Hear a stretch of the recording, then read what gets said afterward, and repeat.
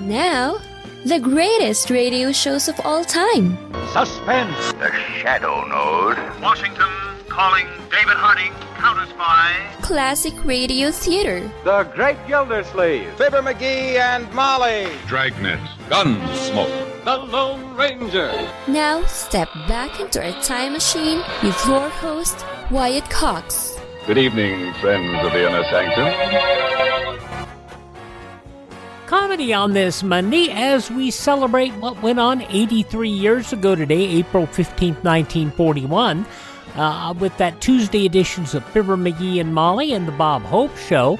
Then we'll go to 1951 for an episode of the Jack Benny Show, and we'll finish off in 1949 with an episode of My Favorite Husband starring Lucille Ball and Richard Denning, and we'll cap it all off with an episode of Claudia and their last night in New York City before they head to the farm. That's all coming up on this Monday. This is the 15th day of April. Do you have your taxes ready?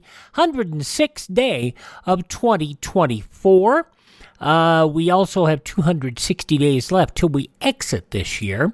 1755, Samuel Johnson's A Dictionary of the English Language was published in London on this date. In this date in 1865, Abraham Lincoln passed away after having been shot the previous evening by John Wilkes Booth. Andrew Johnson became the 17th President of the United States. General Electric Company formed on this date in 1892, and in 1912, the British passenger liner RMS Titanic finally sunk in the North Atlantic. It had hit an iceberg 2.5 hours earlier, which was the previous day. Anarchists Sacco and Vanzetti allegedly murdered 2 security guards while robbing a shoe store on this date in 1920. That murder to this date remains controversial, at least the prosecution of it, very controversial.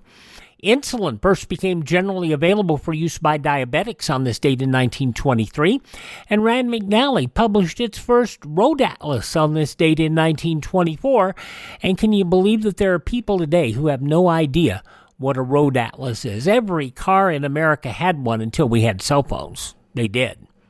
In 1947, Jackie Robinson debuted for at least people who traveled a lot in the world. Jackie Robinson debuted for the Brooklyn Dodgers on this date in 1947. He broke that sports color line. Yes, I said Brooklyn Dodgers. Before they were the LA Dodgers, they were in Brooklyn. Ray Kroc opened his first McDonald's franchise restaurant in Plain, Illinois on this date in 1955. Also on the date of 1955, the first day that individual income tax returns were due. From 1918 until 1954, tax filings were due a month earlier, on March 15th. A huge anti-war march in front of the United Nations on this date in 1967 brought a wide range of speakers, including Dr. Martin Luther King, Jr. Let us say it loudly and often enough so that the deaf can hear it. Stop the bombing. Let us save our national honor. Stop the bombing and stop the war. Estimates of attendance anywhere from 100,000 to 400,000 people. A dark day in journalism on this date in 1981, the Washington Post gave up a Pulitzer Prize because a story written by Janet Cook was fabricated. Early this morning, Ms. Cook told us that major parts of the story that won the award were fabricated and that she did not interview an 8-year-old heroin addict. Executive editor of the Washington Post, Ben Bradley, who also stated that a large number of Ms. Cook's credentials were also fabricated. And we think that fake news is something that just came about because Donald Trump said it did. It goes back to 1981 and maybe earlier. In 1989, upon Hu Wangbang's death, the Tiananmen Square protests of 1989 began in the People's Republic of China. 1994, representatives of 124 countries and the European Community signed the Marrakesh Agreements, revising the general agreements on tariffs and trade and initiating the World Trade Organization. Pretty much the beginning of the end of American industry, allowing free trade to be everywhere. In 2002, Kenyan Margaret Okeyo came in first at the 2002 Boston Marathon. And Margaret Okeyo. 1:45 is the course record, and it's been shattered by Margaret Okeyo.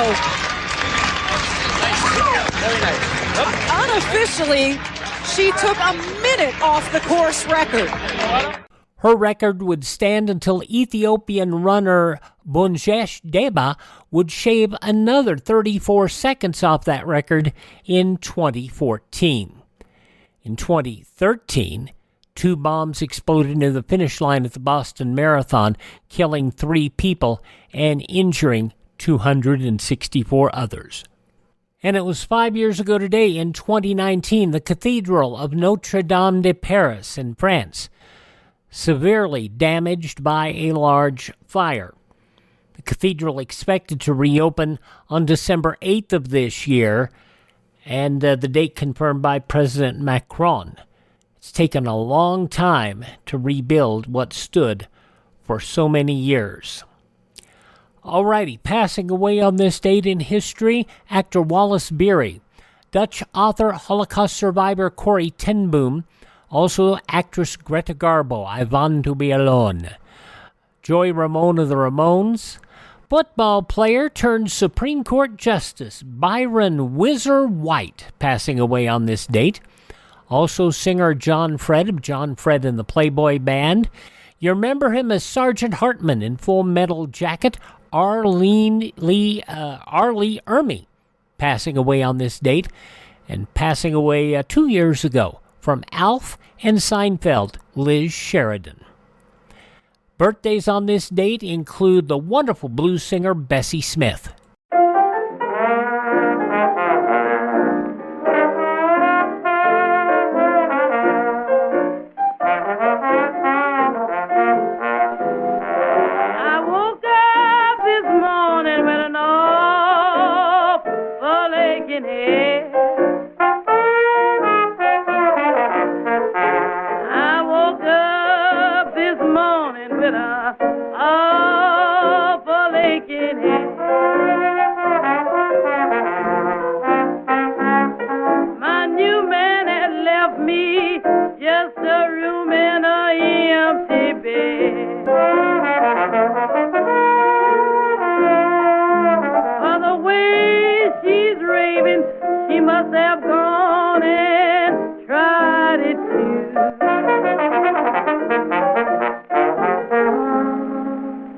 Oh, what a wonderful blues singer.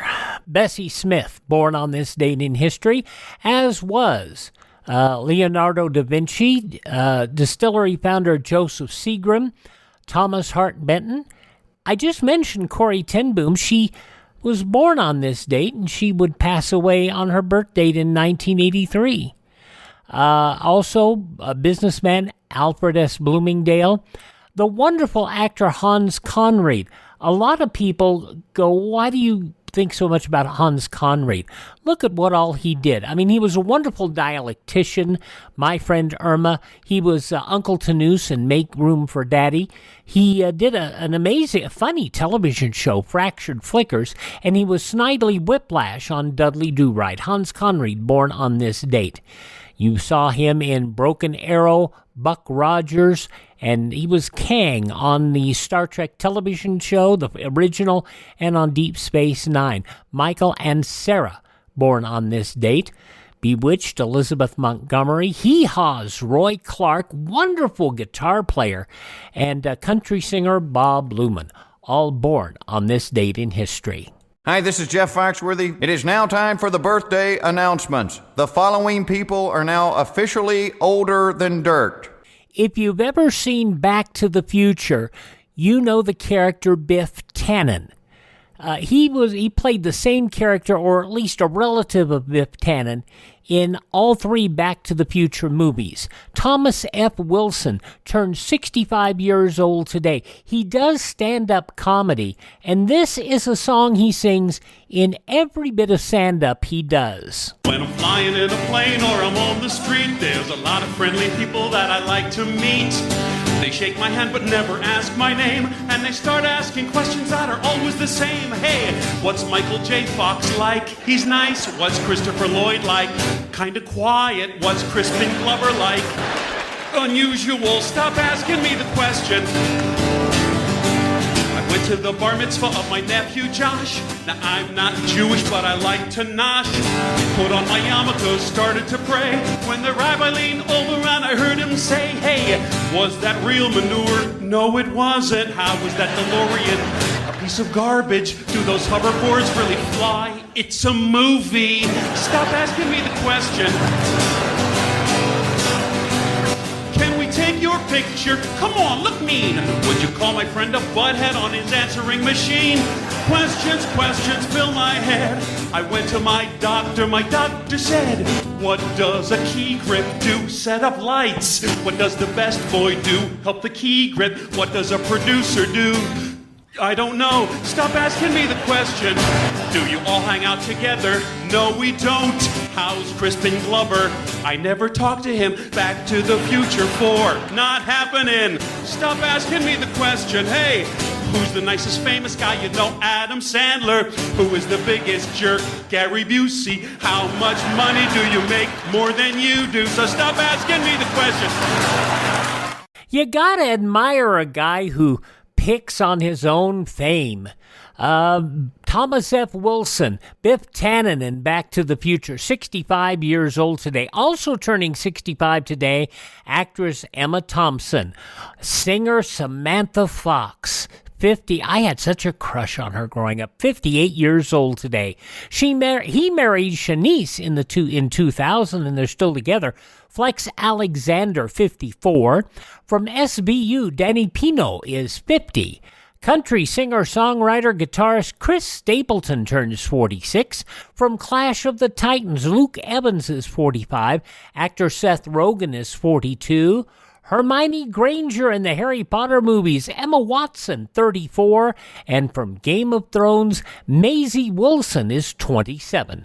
Those just a few of the people who celebrate the 15th day of April as their birthday. If this happens to be your birthday, happy birthday to you. Happy birthday, happy birthday. Happy birthday to you.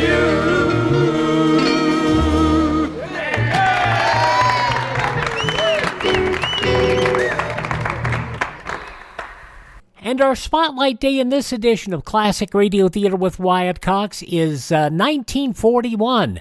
83 years ago today, April 15th. We'll start off in a moment with an episode of Fibber McGee and Molly, as Fibber may have to get some spectacles. That's coming up next here on Classic Radio Theater.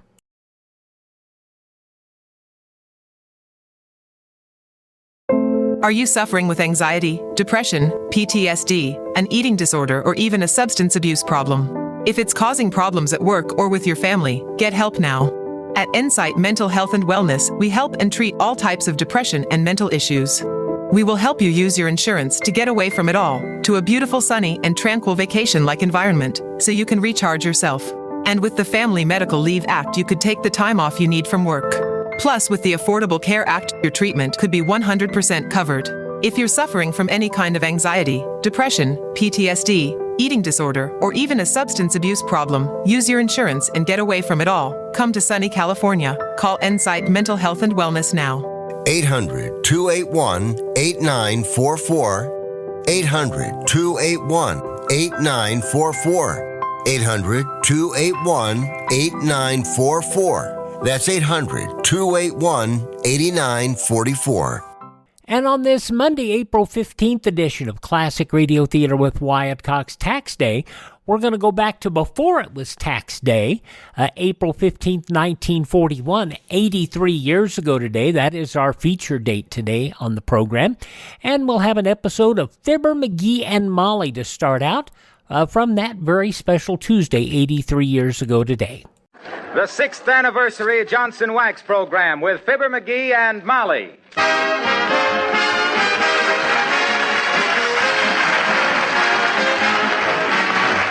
makers of Johnson's Wax and Johnson's Self-Polishing Glow Coat present Fibber McGee and Molly, written by Don Quinn, with music by the King's Men and Billy Mills Orchestra. The show opens with Let's Break the Ice.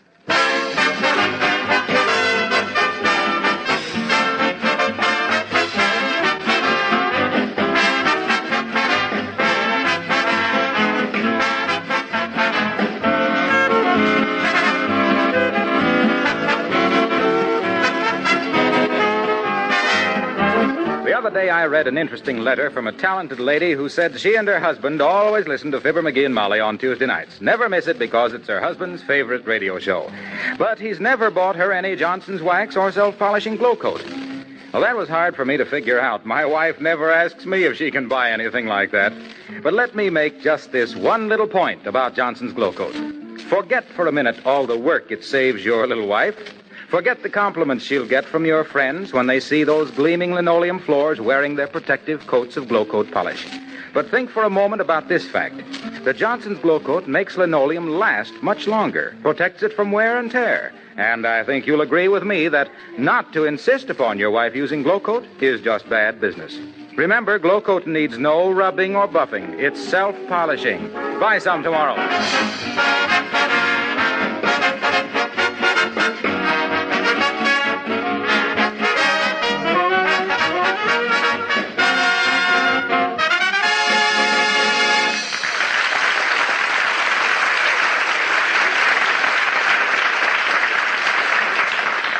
Well, there's been quite an argument going on this last week at 79 Wistful Vista.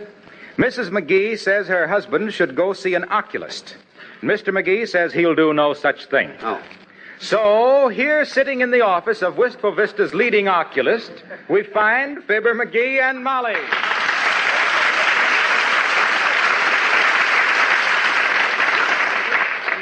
Oh, now stop your fidgeting, McGee. The doctor will see you in just a few minutes. I don't care if he never sees me. This whole idea is silly. I don't need glasses. Oh, you don't? No. I suppose you were just kidding this morning when you yelled, "Hey, I found a quarter." Well. And then you picked up the manhole cover. Well, shucks. There's nothing really wrong with my eyes at all. I just strained them a little looking for that comet, that's all. Well, I'm glad to hear you even admit that. Heavenly days, it's no disgrace to wear glasses. Oh, you just say that on account of Uncle Dennis. He doesn't wear glasses. Oh, no? He's worn out most of ours one way and another. Well, you'll admit he carries it like a gentleman. Yeah, he even hiccups with a Harvard accent. Look, Molly, you know very well my eye strain is just a temporary condition. I don't... Obliged, Doc. Sure is a load off my mind. Oh, hello there, old-timer. Been getting your eyes examined? Yep. And as the chemist says, when the dye factory blew up, I come out with flying colors. Well, what did the doctor tell you? Oh, he says I didn't have a thing to worry about, daughter. Says I'll be reading newspapers without glasses when I'm 95. Oh, that's swell, old-timer. I'm glad to hear it. What's the matter with your eyes? Got a twitch in one of them, Johnny. Oh. Nervous? Not till I had my face slapped the third time. They thought you were a masher, eh? Well, as I always says, old-timer, the trouble with flirting is that you're generally flirting with trouble. That's pretty good, Johnny. But that ain't the way I heard it.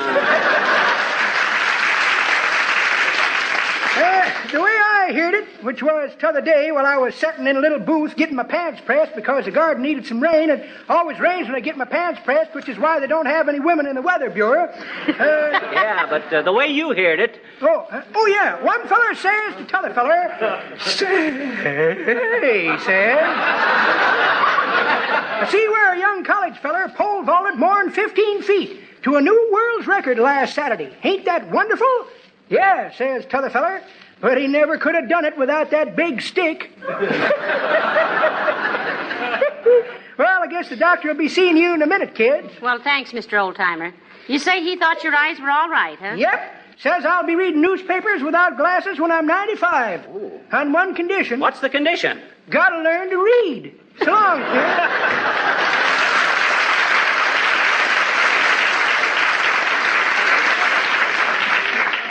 I wonder how old he is, McGee. Search me, but I'd swear he wears a TP. No. No. You mean a frappe. I I do not. A frappe is a small sedan. Go on, that's a coupe. Well, then what's a TP? A TP is a wigwam. That's what I've been trying to say. To keep his wigwam, he has to wear a TP. Oh, dear. That joke was old when radio was just a funny noise from Schenectady. Oh, I wish that doctor'd hurry. No, we're not in any hurry. Besides, that other guy's ahead of us. Who? That guy standing over there in the corner. Hey, take your hat off, mister. There's a lady present. McGee, that's a hat rack. Huh? Oh. Well, I just... All right, Mr. McGee, you're next, I believe. Will you step in here, please? Okay, Doc. You may come, too, if you wish, Mrs. McGee. Oh, thank you, Doctor. Now, you understand, I'm just doing this to humor my wife, Doc. My eyes are as good as they ever were. We'll see. We'll just give you a preliminary examination, Mr. McGee. Yes. There's nothing to worry about. Who's worrying? I am. What about? Oh, nothing in particular. I just worry. It gives me that busy professional frown, you know. It's very valuable, impresses people. Yes. Now, first, Mr. McGee, I want you to read the chart for me. XKMZOPLBW. Isn't that wonderful, Doctor? It certainly is. Now, I'll put up the chart and see if he can do it. Now then, Mr. McGee, read the top line. The top line from the bottom? Quit stalling, McGee. Read the chart. Well, he cheated. That ain't the chart I'm familiar with. Look, Mr. McGee, I'm afraid I'll have to relax the muscles of your eyes before I can examine them properly. They're a bit strained, you know. Oh, well, how will you do that, Doctor? We'll put drops in them. Oh. It relaxes the muscles and enlarges the pupil. Oh, yeah. His vision will be blurred for a few hours, and then I want him to come back. Say in about 3 hours. Yes. Oh, no. Wait a minute, Doc. No. Sir, I don't want Now, McGee. Huh? Who knows best, you or the doctor? You don't either. Go ahead, Doctor. Very well. Open your eyes wide, McGee. Not your mouth, your eyes. That's it. Yes. 1, 2. There. Now, that wasn't so bad, was it? No. Oh, I guess I'll live through it. I ain't scared. Well, then what are you trembling? I'm not trembling. The doctor ought to know, dearie. You're holding his hand. Huh? Oh. I thought that was yours, Molly. Excuse me, Doc. That's all right. I'll have the circulation back in that hand in no time. Well, that's all for now, Mr. McGee. Remember, back here in 3 hours. Yes. Well, now, what'll we do in the meantime? Well, we might go sit in a movie. Don't be silly. You couldn't see the picture, and the dialogue wouldn't make sense. Oh, that's all right, Mrs. McGee. Who is he to criticize senseless dialogue, eh? Don't you worry about your eyes, Mr. McGee. There may be nothing at all wrong, you know. Nothing at all. Oh, I'm not worried, Doc. All us McGees have had good eyes, particularly the men in the family. Why, even when I was a tiny baby, people used to say, "Can you imagine such beautiful eyes in a mug like that?" Eyes of Muggin' McGee, I was known as in them days. Eyes of Muggin' McGee, a magnificent masculine mess of muscle and mental magnitude, mentioned in Milady's monthly magazines as the mighty male who managed to mesmerize most of the merry minxes of Monte Carlo, and the majority of Marcelled maidens of Manhattan, and many of the magnetic misses of Mississippi, Missouri, Michigan, Montana, Minneapolis, Minnesota. A merry mass of manhood with a touch of Irish elf, but let's get going, Molly, or I'll believe this stuff myself.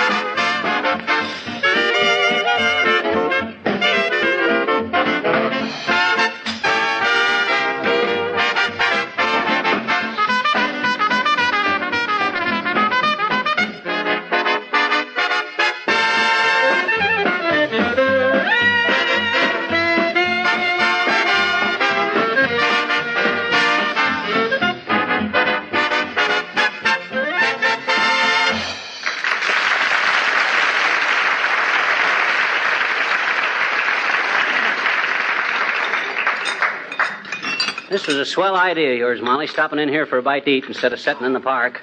How are your eyes, dearie? Is the medicine wearing off? Oh, sure, I can see better now than I... Whoops! What's the matter? I guess I'm kind of clumsy today. I dropped the top off the ketchup bottle and into the sugar bowl. That was an olive, and you dropped it in the cream pitcher, and there's no ketchup on the table. Heavenly days, it's a good thing I'm with you, or goodness knows what. Uh-oh. McGee. Huh? There's Mrs. Uppington over at that table behind the post. What's the old war horse eating? A bale of hay all rotten? Let me see. No, she's polishing off a big piece of chocolate chiffon pie. Her and her And diet. the next time she tries to tell me about living on Melba toast and skim milk, I'll... Oh, how do you do, Mrs. Uppington? Imagine meeting you here. Oh, how do you do, my dear? Good day, Mr. McGee. Hi, Uppy. Mrs. Uppington is over there, dearie. I'm Mrs. McGee. You're looking very well for yourself, Abigail, old girl. Thank you, my dear. Though I must do something about my weight. I'm simply gaining ounces, you know. Oh, cut it out, Uppy, cut it out. You got a wonderful figure, Uppy. In fact, I never seen you look handsomer than you do today. You ain't fat. You're just chubby in a cute way. Oh, flatterer. Besides, whatever you do gain a little, Abigail. I always said what this country needs is less hustle and more bustle. And that's a mighty ducky little chapeau you're sporting today, too, Uppy. Mr. McGee, I am not wearing a hat. Huh? Oh, I thought that was an airplane. Well, you're always so far ahead of the styles, I thought you had on one of them new off-of-the-head hats. Now you say such sweet things, Mr. McGee. I have a tough time doing it, though.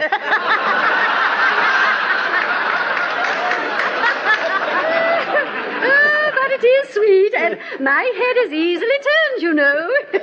Well, that's because your neck is so skinny, Abigail. You know, Molly Uppy seems to have took on entirely new personality lately. You think Looking so? at her right now, she kind of vibrates. She just glows. There's a kind of a radiance about her. Oh, no, Mr. McGee, you silly boy. You never talked to me like that before. Of course he didn't. He never had an oculist put drops in his eyes before either. Oh, you poor boy. Yeah.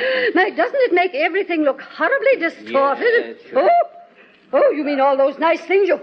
Well, I have never been so insulted. Goodbye, you squirt.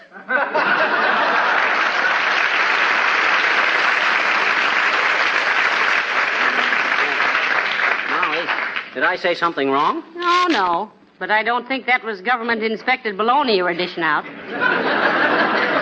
Come on, McGee, let's go. Okay, you paid the check? Yes, I did. Can I help you with your coat, dearie? No, thanks, I got it. You got it all right. You got it inside out. Huh? Oh. Here, let me. McGee, this isn't your coat. Huh? It isn't? Well, where is mine? I put it right on that rack there. Oh, dear. Somebody must have taken yours by mistake and left this one. Huh? Look, here's the owner's name on the inside of the pocket. Wallace Wimple. Wallace Wimple, eh? Well, whoever he is, he's got a lot of moxie swiping my coat. Wait till I get my hands on that guy. He'll wish he'd never picked on... Well, hello there, folks. What's the matter? Hi, Gildersleeve. No, it isn't Mr. Gildersleeve, dearie. That's Mr. Wilcox. Oh. He's being examined for glasses, Mr. Wilcox, and he's got drops in his eyes. Hey, Harlow, somebody swiped my overcoat and left this one instead. Well, you're lucky. That's a good-looking coat. Well, now, we'll have to find the owner. Do you know a Mr. Wallace Wimple, Mr. Wilcox? Wimple. Not Wallace Wimple. Yeah, you know him? Me know Wallace Wimple? Oh, boy, we're in luck.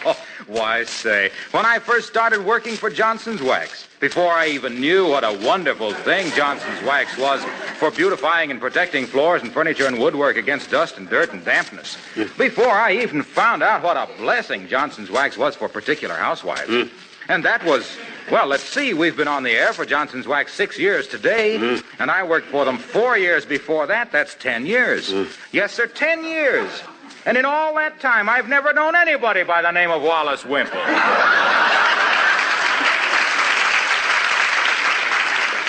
Isn't that amazing? Why, it's unbelievable. Wilcox is your real name, O'Sullivan. O'Sullivan? No, why? I just wondered. You can find more heels to drag a sales talk in by than anybody. Don't say that, pal. You're not a heel. You're a very nice little guy. Of course, you're not too bright, and you talk too much, but outside of that... McGee, stop swinging at Mr. Wilcox. Wait till you can see better. Oh, that's okay, Molly. He was just kidding. Yeah. And so was I. We can't spoil our 6th anniversary together by fighting. Look, Fibber, why don't you keep this coat and just call it good luck? Because I'm too honest and it don't fit. Come on, Molly, we gotta go find Wimple. Oh, why didn't somebody tell me my shirt tail was sticking out? Oh, but look out, Jerry, look out. Who threw that? What the? We tried to tell you that wasn't your shirt tail. That was the tablecloth. Oh,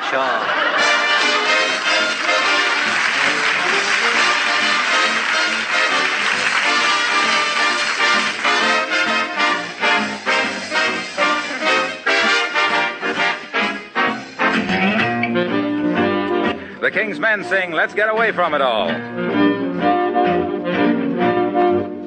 Gotta go to work on the 8:15. Oh, every day I struggle through the same routine. Oh, every night I go to bed and then get up and start all over again. Let's take a boat to Bermuda. Let's take a plane to St. Paul. Let's ride a kayak to Quincy or Nyack. Let's get away from it all. Let's take a trip in a trailer. No need to come back at all. Let's take a powder to Boston for chowder. Let's get away from it all. We're gonna fly away. We're gonna fly away. We're gonna shut the door and lock the gate and let the bill collectors wait. Hurry out and celebrate before we get too old to make it. Take a boat to Honolulu. We'll take a clipper over China's wall. We'll drop a line to Uncle Willie from a steamer bound for Chile. Let's get away from it all. Buy a ticket down to Rio, where you can take along your Spanish shawl. We'll take a passage on a freighter just across the old equator. Let's get away from it all. We'll look up all your aunts and all your uncles and your cousins, and we'll camp right at their door. They may go broke, but holy smoke, we'll never worry anymore. They'll never miss me at the office. I'm never going back there at all. We'll never be at home when the butcher and the baker and the tailor and the landlord call. We're gonna leave them flat, so baby, grab your hat. Let's get away from it. Let's get away from it all. Away from it all.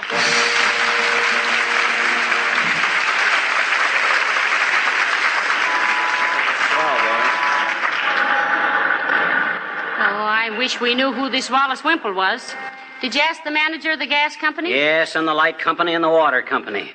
Maybe we should hire a private detective. I'm gonna do something. I wish my eyes would clear up. As it is, I wouldn't know this Wallace Wimple if I saw him.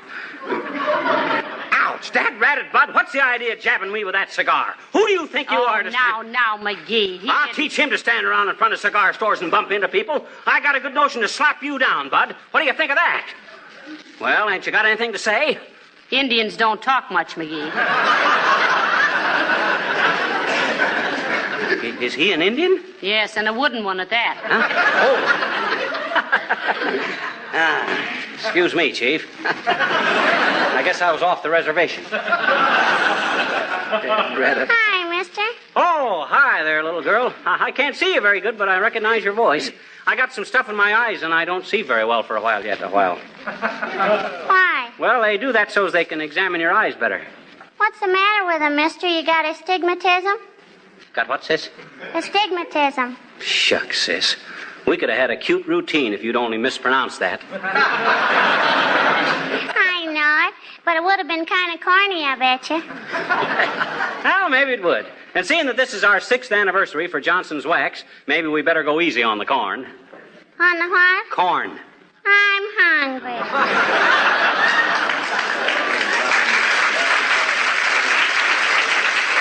What's the matter with you, sis? You a food hoarder? You save it for a friend? No, but I gotta feed my puppy and my kitty and a turtle. And last Sunday my papa gave me Easter bunny. Oh, he did, huh? I says he did, huh? He did what? Your father gave you an Easter bunny. Gee, did he? That rabbit, you said he did. I know it. Well, then what... Now, look, sis. Did you ever hear of a guy named Wallace Wimple? Sure. When? Just now. Why'd you ask? Because I gotta find him, that's why. And say, by the way, if you ever hear of anyone named Wallace Wimple, come and tell me, will you? And I'll give you a nickel. It's worth 10 cents, I'll bet you. Oh. Okay, 10 cents. You mean you'll give me 10 cents if I tell you how to find him, do you, please? Yeah, absolutely. Okay. Give me the dime. You know how I can find him? Sure I do, I bet. Oh, boy, oh, boy, oh, boy. Okay, here's 10 cents. What do I do? Look in the telephone book. So long, mister.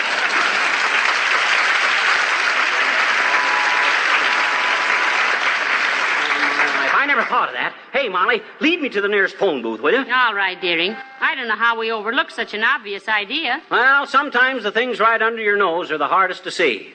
As the high school kid says when he tries to raise a mustache. Hey, Molly. What? Does drops in your eyes affect your other muscles? I'm developing an awful limp. Oh, it isn't serious, dearie. You're walking with one foot in the gutter. Let's go down to Kramer's drugstore and see if we can... Well. Hello, Mrs. McGee. Hello, Fibber. Hello, Mr. Gildersleeve. Is that you, Throcky? Well, what's the matter with you, little chum? What are they leading you around for? Oh, don't drip so much, you big drip. You make me sick with all McGee's been to the oculist, Mr. Gildersleeve, and he's got drops in his eyes. Not that it bothers me at the moment, Gildersleeve. You always did look like a big blur to me anyway. Is that so? Yes, that's Why, so. you astigmatic little biological error. For 2 cents, I'd pop you one right on that little receding chin of yours. And if you haven't got 2 cents, you can open an account with me.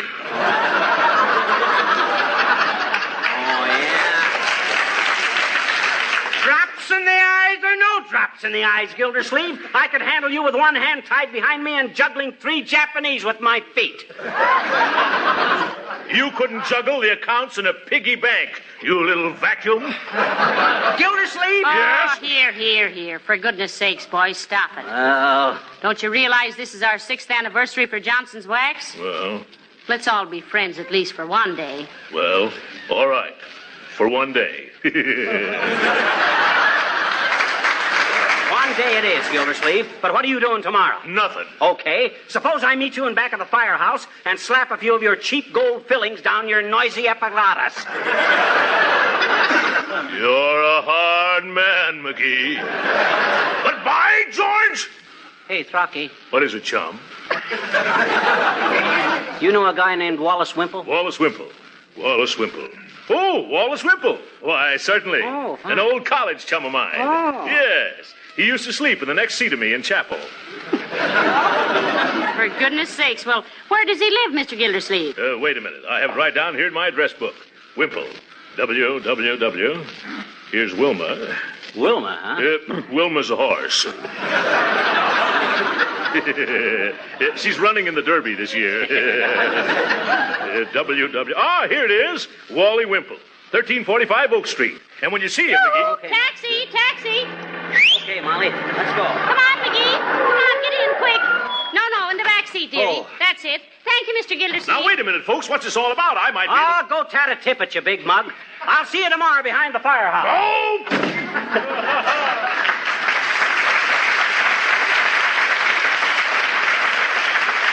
1345 Oak Street, driver, and step on it now. Step on it.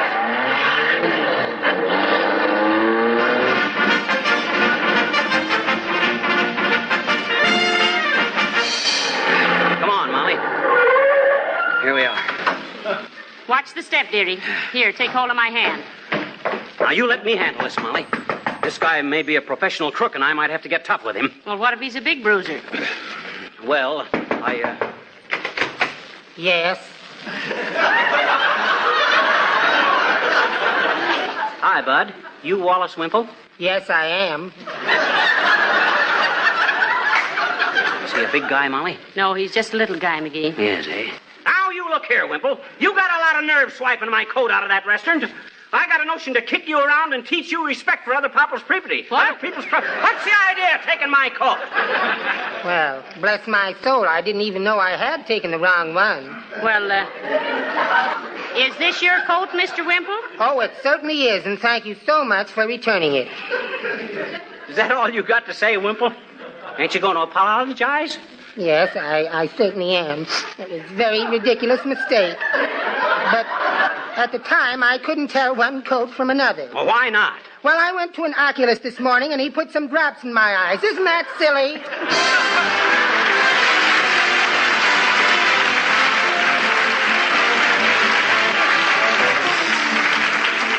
Fibber and Molly will be back in just a moment. Have you heard about the special bargain offer that many Johnson dealers are now making? It's one you'll not want to miss, so listen carefully. For a limited time, many dealers are now giving a long-handled glow coat applier free with a quart of Johnson's self-polishing glow coat at the regular price of 98 cents. You'll find this applier very handy. It's washable, may be used over and over again, and it makes the application of glow coat amazingly simple. And speaking of saving, glow coat, of course, is a famous labor saver. It's the #1 easy-to-use floor polish wherever you go. It needs no rubbing or buffing. You just apply and let dry, and in 20 minutes your floor gleams with a rich, long-lasting polish. Glow Coat keeps the colors of linoleum fresh and bright, makes the linoleum itself last much longer. See your dealer right away while this money-saving offer is still available. Ask for this long-handled applier free with 1 quart of Johnson's Glow Coat at the regular price of 98 cents.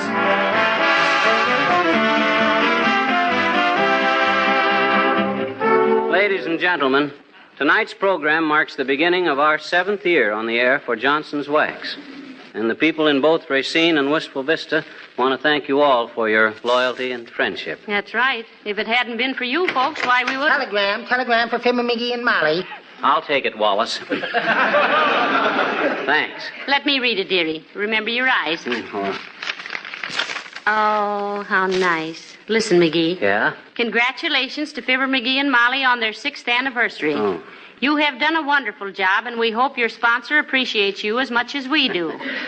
We hope they sign you up for another 6 years. Oh, shucks. That'll be 89 cents, please. It's collect.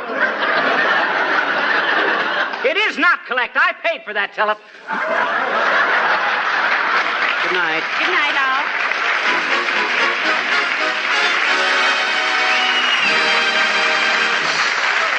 This is Harlow Wilcox, speaking for the makers of Johnson's Wax and Johnson's Self-Polishing Glow Coat, inviting you all to be with us again next Tuesday night. Good night.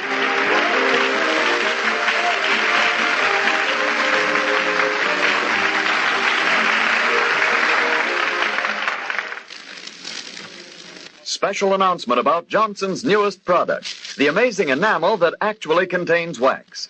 Johnson's Wax Enamel, it's called. And you've never seen an enamel like it before. Take a piece of furniture that's old and shabby, brush on a coat of wax enamel in any one of 19 smart colors, and behold the smoothest finish and most exquisite luster you ever saw.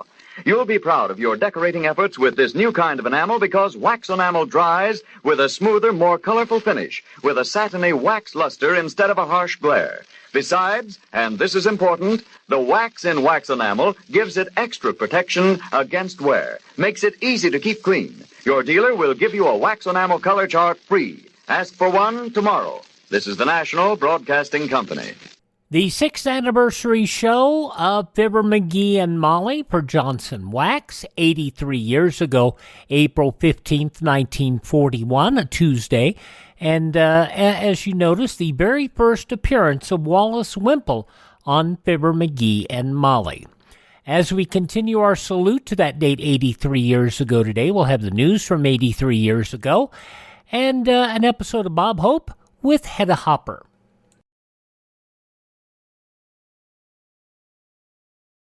President Biden recently released a massive $6 trillion budget, the largest budget in U.S. history. And guess who pays the bill? That's right, you, the American taxpayer. American citizens and business owners will be paying more taxes. That's a fact. And if you owe back taxes, they will be coming after you to collect payments. In fact, President Biden also hired thousands more I.R.S. agents to go after you. If you got a letter from the I.R.S. and you know you owe back taxes or you haven't filed in years, don't pretend put your head in the sand? Call us today. We've saved our customers millions of tax dollars. One quick, free phone call will show you how we can reduce your past tax bill and save you thousands. Guaranteed, or you pay nothing. Call now. 800-932-1431. 800-932-1431. That's 800-932-1431. Paid for by the Tax Helpline. And on this Monday edition of Classic Radio Theater with Wyatt Cox, we are listening to shows from April 15th, 1941. That was a Tuesday. And we just heard Fibber McGee and Molly. We'll hear Bob Hope and the Pepsodent Show coming up in a moment. But first, let's take a look at the news from that Tuesday, 83 years ago today. News from the war in Europe. The British Army has fallen back to new positions along the Grecian battle line. The London War Office acknowledged last night the Nazis alleging the British expeditionary force was in flight from Greece. The British Expeditionary Force already embarking just as Dunkirk last year under fierce Nazi serial attack, Berlin said. The German army ready to unleash its blow of destruction against the British and Greek armies within the next 24 hours and knock Britain out of the Balkan War. That according to informed Nazi quarters in Berlin. The British made no immediate official answer to the Nazi story of their withdrawal. However, Britain had warned the Greeks against German propaganda to split the Allies, and the British radio announced that new contingents of Empire forces were understood to have arrived in Greece. In a double-barreled diplomatic bombshell, relations between the U.S. and German-dominated Denmark virtually severed last night, and American ties with Italy came nearer the breaking point. Only formal vestiges of a relationship between Washington and Copenhagen remain, with complete rupture expected momentarily.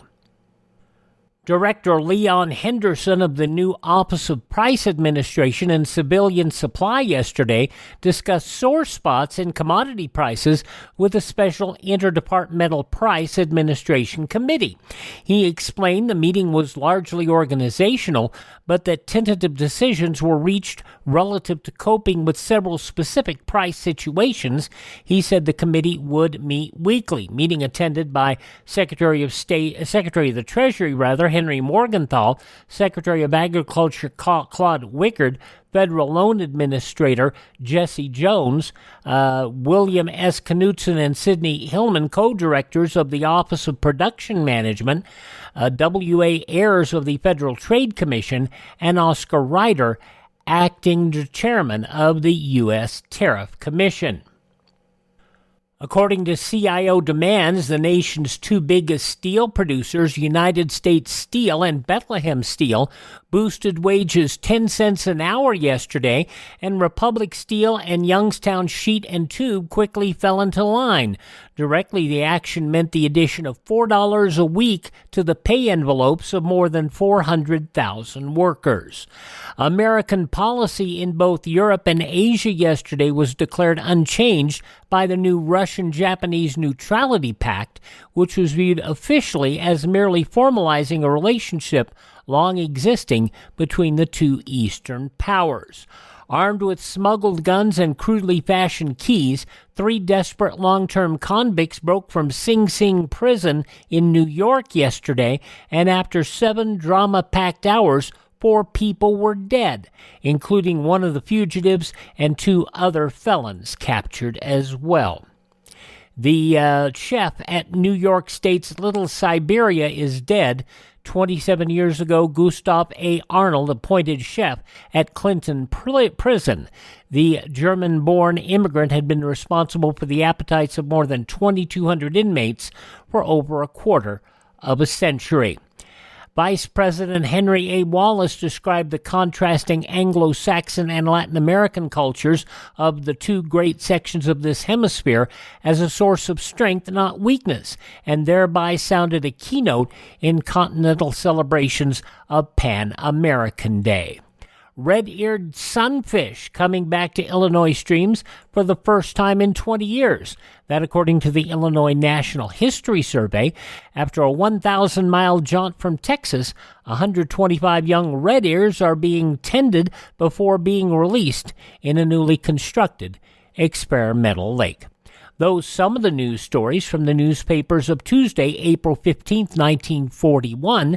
Yes, the U.S. not yet quite entrenched firmly in World War II, although the draft was being ramped up, probably in anticipation for same. But the administration denying that we were going to get involved in World War II. Coming up next on Classic Radio Theater with Wyatt Cox as we continue our look of April 15th, 1941, 83 years ago, an episode of The Bob Hope Show with his guest, gossip columnist Hedda Hopper.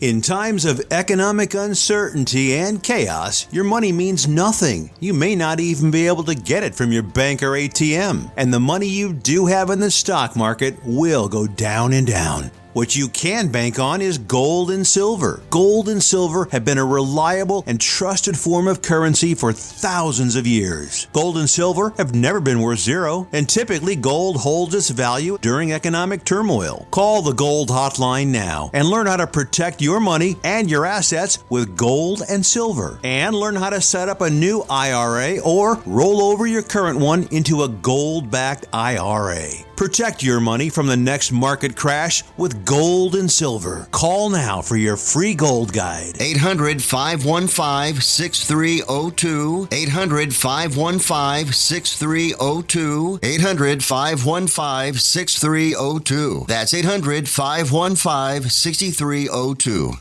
And we wrap up our trip back to 83 years ago today, April 15th, 1941, and the Bob Hope Show, the Pepsodent Show. His guest star is Hedda Hopper, and of course, there are going to be some other interesting things going on as well.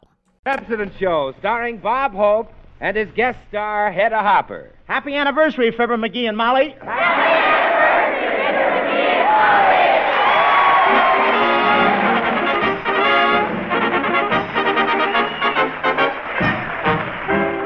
Whitney greeting or a springtime cleaning, throw away your brush and soap, 'cause here's Bob Hope. How do you do, ladies and gentlemen? This is Bob Spring Cleaning Hope telling you to use Pepsodent, and while you're making your house spick and span, you won't hear a bridge click in your pan.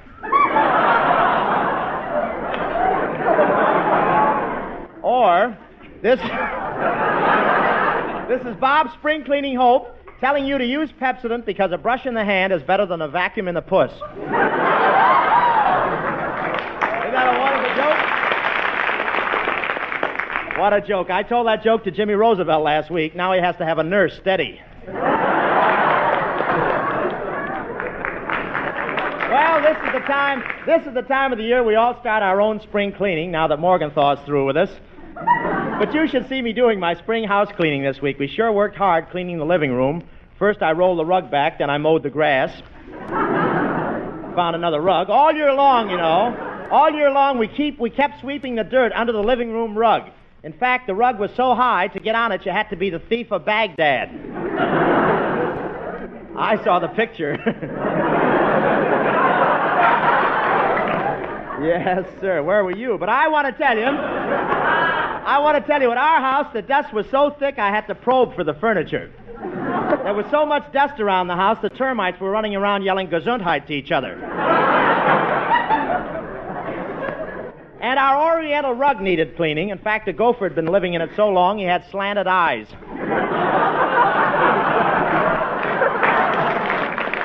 But we're not worried about the rugs much because we have a good vacuum cleaner, that Santa Anita on a stick.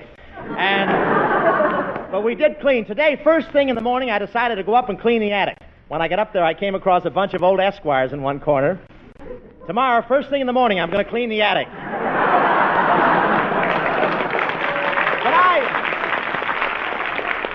But I really know how to clean house. I took the Venetian blinds down and put them in the electric washer and turned on the switch.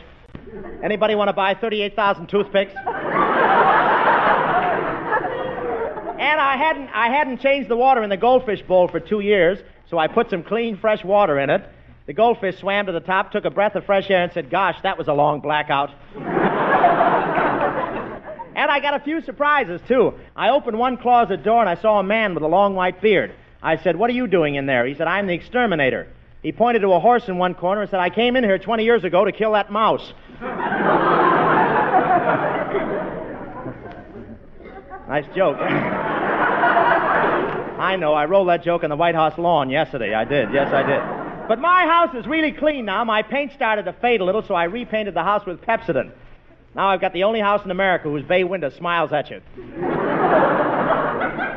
May not be funny, but it's a plug. I got you there. But everybody's cleaning, no kidding. One workman spent 2 days cleaning the windows of Hetty Lamar's house until she told me she'd call the police. And I had an accident while I was cleaning my house. I poured some glue on the piano stool by mistake. My uncle sat down on it yesterday. So far, he's played I Hear a Rhapsody 3,000 times.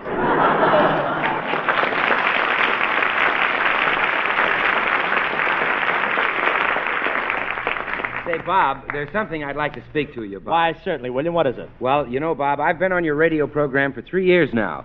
And in all that time, we've never had a fight about money. That's right, Bill. In fact, you've never even mentioned it. Wait a minute, William. I don't want you giving the audience the impression that I'm cheap. Just to show you that my heart's in the right place, take this $1,000 bill. Oh, gee, thanks, Bob. And here's another $1,000 bill. Thanks. And another $1,000 bill. Thanks. Boy, will you be in a spot when television comes in. All right, so they're only $1 bills. Does a little number make so much difference? Well, yes, Bob, a great deal of difference. For instance, numbers are mighty important when you're buying toothbrushes. The number 50 is the one to remember. For the new Pepsodent 50 Tough toothbrush gives you more for your money. It's the only toothbrush that gives you twice the usual number of tufts in a small, compact head. Now, it's just simple arithmetic. Double the number of tufts means double the cleansing power. And double the cleansing power means brighter, more sparkling teeth quicker than ever before. Well, just take a tip from me, ladies and gentlemen, and get one of those marvelous new Pepsodent 50 Tough toothbrushes right away. There's a free gift waiting for you if you buy a new Pepsodent toothbrush now. For just a few days more, Pepsodent is offering you a free 25-cent size of Pepsodent toothpaste or tooth powder, whichever you prefer, with the purchase of every 50 Tough toothbrush at the regular price of 50 cents. But you'll have to act quickly to get this valuable free gift. After a few days, the offer will be withdrawn. So go to your store, tell your salesman you want a Pepsodent 50 Tough toothbrush, then choose your free gift, either Pepsodent toothpaste or Pepsodent tooth powder in the 25-cent size. All you pay is the regular price of 50 cents for the toothbrush. Now, get yours right away while there's still time.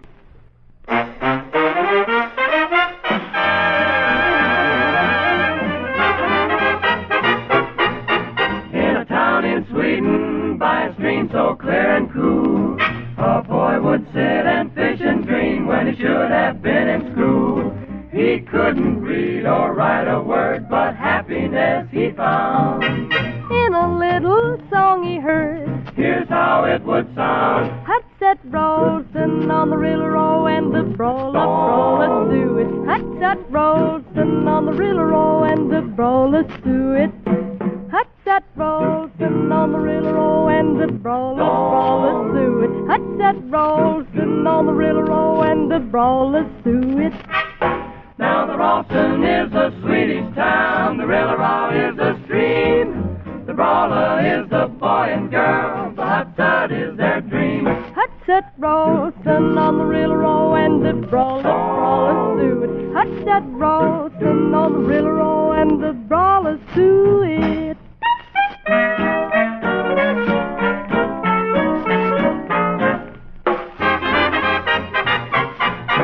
We have heard that all the Swedish guys sing this song to all their sweetie pies. Hut set roastin' on the Rillo and the brawler do it. Hut set roastin' on the Rillo and the brawler do it. Hut set roastin' on the Rillo and the brawler do it. Hut set roastin' on the Rillo and the brawler do it. Though the words may sound a little bit silly, they're really not. That's Swedish for love. Hot sod is red hot. Hot sod roasting on the railroad and the brawler suet. Hot sod roasting on the railroad and the brawler suet. Hot sod roasting, hot sod roasting.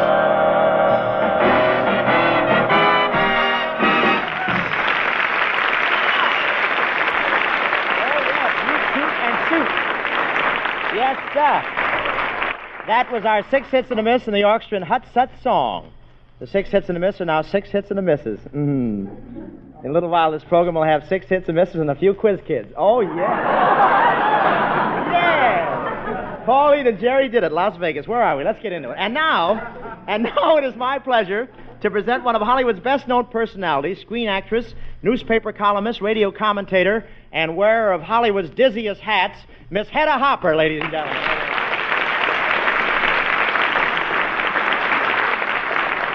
There you are, Hed. Thank you, Bob. I love that introduction, wearer of Hollywood's dizziest hats. Of course, my hat is a little tricky, isn't it? I'll say, I could hardly wait for 7 o'clock to see the cuckoo come out. Why, Bob, it's my new Easter bonnet. Really? Does that thing lay an egg? I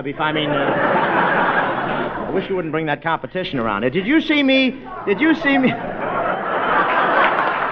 all right. No, just let him. Did you see me in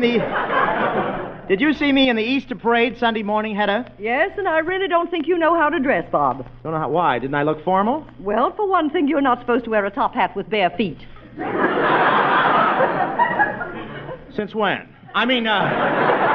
Oh, it clashes, eh? Well, if you'd taken a good look at me, Hedda, you'd have seen I was wearing top hat, cutaway coat, and striped pants. Striped pants? Yeah, that was a good idea, drawing black lines in your long underwear. Why, Hedda, I thought my outfit was a real production. I gave a lot of thought and study to it. Yes, it was an elaborate suit, Bob, but didn't you overdo it a little bit? Overdo it? I mean, having that midget trot along behind you carrying the extra pair of pants. Well, I gave that midget those pants. He cuts the pockets out and uses them for pillowcases. Hedda, I suppose... That's a long line for nothing. I suppose... What am I doing in there? Hedda, I suppose you spent a whole week figuring out your Easter outfit. Well, not exactly, Bob. I was busy with my own radio program. Oh, yes, Hedda Hopper's Hollywood. Yes, I broadcast for Sun-Kissed Oranges and Lemons. Well, I broadcast for Pepsodent toothpaste. You know, Bob, we're nothing but a couple of squirts. Yeah, well... Look, I wonder if Pepsodent toothpaste and Sun-Kissed Oranges have anything in common. Well, sure they have. To get the best out of them, you have to squeeze them both. I know a couple of girls like that. Look, I suppose you want to put in a plug for your product, Hedda. No, Bob. I only want to tell the folks how marvelous Sun-Kissed Oranges are. They're luscious, juicy, big, delectable, and the best California can grow. All finished? Yes. Okay, Florida, tune back in.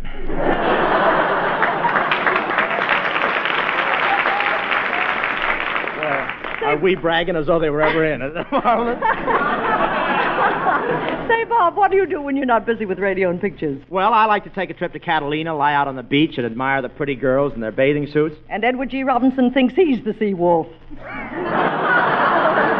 And while we're on the subject, I've heard a lot about you and Bill Goodwin standing on the corner of Vine Street. You hear that, Bill? Yes, I did, Bob. And let me tell you something. Only kids would stand on corners and whistle at girls. Only kids would try to flirt with girls. And only kids would try to kiss girls.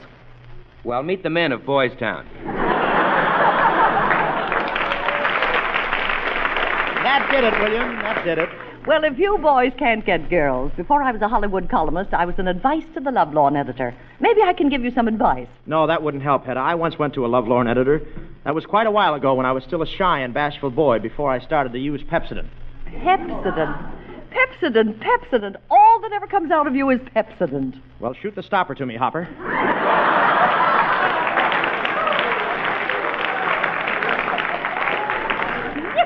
What did you go to see the Lovelorn editor about, Bob? I suppose it was your first love affair. Yes, it was a sensational affair, Hedda. She was 16 and I was 18. What made you fall in love with her? Oh, I guess it was the way she handled a pool cue.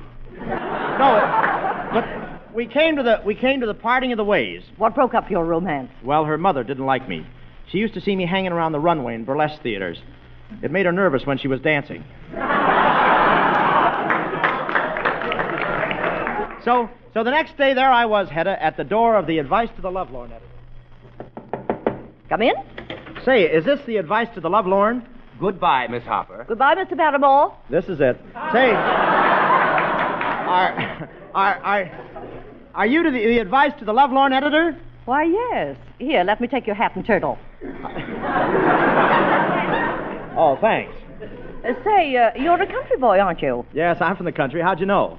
Well, never mind. I'll open the window. You're about the most bashful boy I've ever seen. Say, do you always suck your thumb? Yep, can't quite reach my big toe anymore.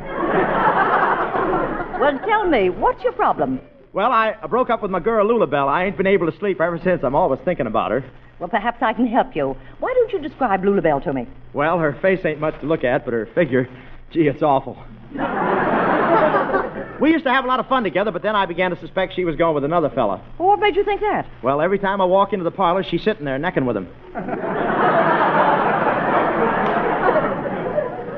Gee, I don't understand it. I don't understand why Lulabelle don't love me. Well, perhaps her family objected. What do her folks think of you? Well, her mother's away in an army camp. Her mother's in an army camp? Yeah, she always insisted on wearing the pants in the family, and this time she got drafted.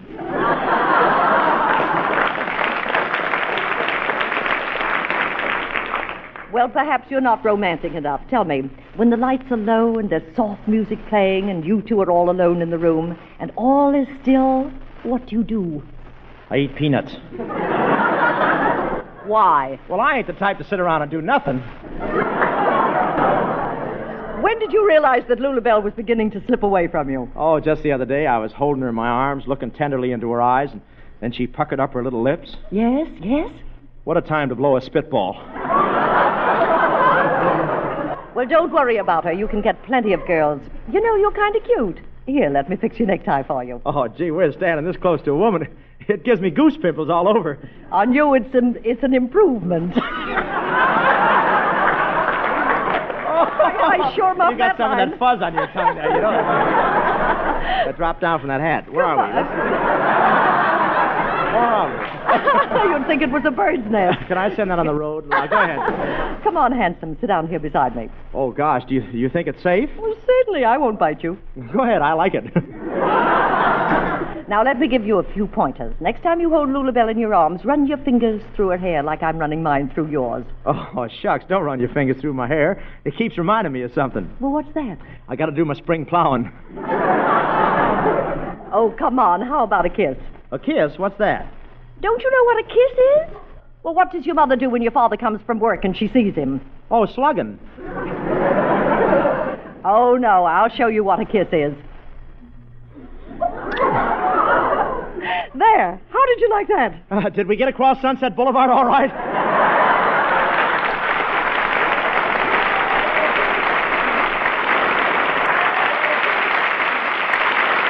Thank you, Hedda Hopper. Hedda will be back with us in a few minutes, folks. Take it.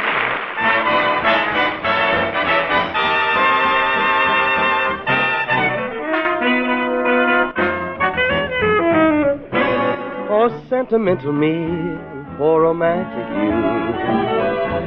Dreaming dreams is all that we can do.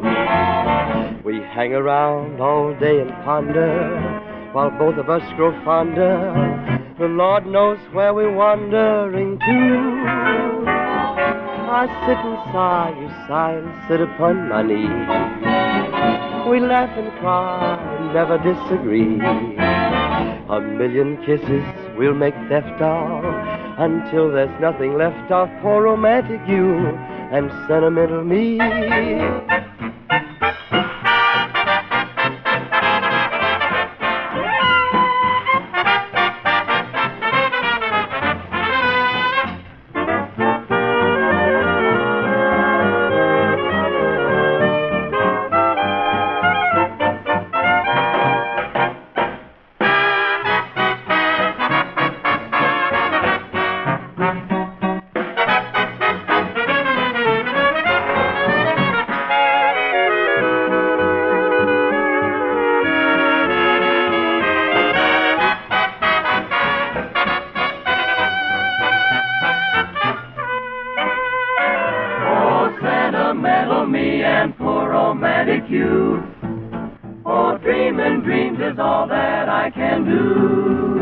We hang around all day and ponder, both of us yonder. Lord knows where we'll wander to. I don't know, do you? I sit and sigh, you sigh and sit upon my knee. We laugh and cry and never disagree. A million kisses will make theft of, until there's nothing left of poor romantic you and sentimental me.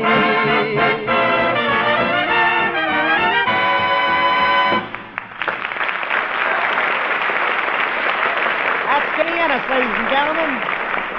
Skinny Ennis and Sentimental Me. Say, Skinny, congratulations. I hear you're packing them in at the Wilshire Bowl. Well, thank you, Bob. You know I'm following Phil Harris over there. That's a switch, someone following Phil Harris. But you know, when I was there the other night, you were dancing with that fat girlfriend of yours, Skin. Hey, didn't we look swell, Bob? Yeah, she certainly made a handsome-looking couple. Well, Bob, I had a lot of trouble dancing. I was wearing a suit made out of that kangaroo cloth. Well, what's the matter with kangaroo cloth? Nothing, but every time I take a step, it's 2 jumps ahead of me. Well, I heard Art Baker saying that same thing. He said Pepsodent tooth powder was 2 jumps ahead of the halfway tooth powders. Well, that's it, Bob. A young lady asked me about that today. Mr. Baker, what do you mean when you mention halfway tooth powder? Don't most tooth powders clean teeth pretty well? Yes, they do. Yes, there are a lot of pretty good tooth powders. A lot of them will do some of the things that Pepsodent does. But there isn't a single leading brand that'll give you all the advantages to the high degree of effectiveness that you can get from Pepsodent tooth powder. Is that because of irium? Well, in part, yes. Irium is important because it's a super cleansing agent, not excelled by any that you can name. But cleansing is only half the job. Teeth have to be polished. They have to be buffed to make them lustrous and sparkling and brilliant.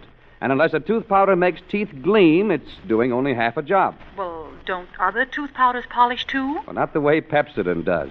Pepsodent is the outstanding champion in this department because Pepsodent, and only Pepsodent, contains composite metaphosphate, the remarkably safe, effective polishing ingredient. Pepsodent developed it, Pepsodent patented it.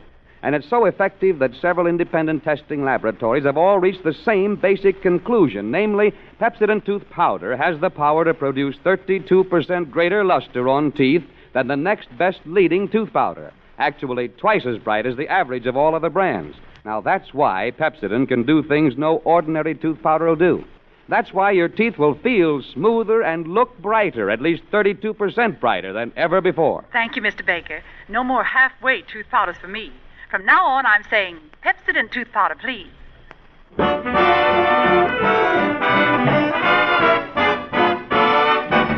Lazy little daisy at the gate beside a garden wall. Wake up. And now, Bob Hope presents his version of Lazy Little Daisy. As our scene opens, we find Bob and yours truly running the new Bob Hope Ladies Dress and Hat Shoppe. Oh, say, Bill. Yes, Bob? Well, here I am running my own women's dress shop. This will show Paramount I can handle the skirts. Say, you know, Bob, this store is all right, but you ought to get some more dresses made out of tweed. Made out of what? Tweed. Tweed. Tweed. How are you in wild animal calls? I'd like to call my agent. Where are we? Hey. What's that going by the front door so fast? That's Mrs. Roosevelt going to Jimmy's wedding. She's back already. Say, Bob, you know the wax dummy in front of the store? Well, Hedda Lamar just walked by it. Hedda Lamar just walked by the wax dummy? Yeah. Well, what do you know? Candles. Say, I meant to ask you, Bill, what about the hats I designed this morning? How are they selling? Oh, fine, Bob. This afternoon, Humphrey Bogart got his first look at the hat we made for his wife.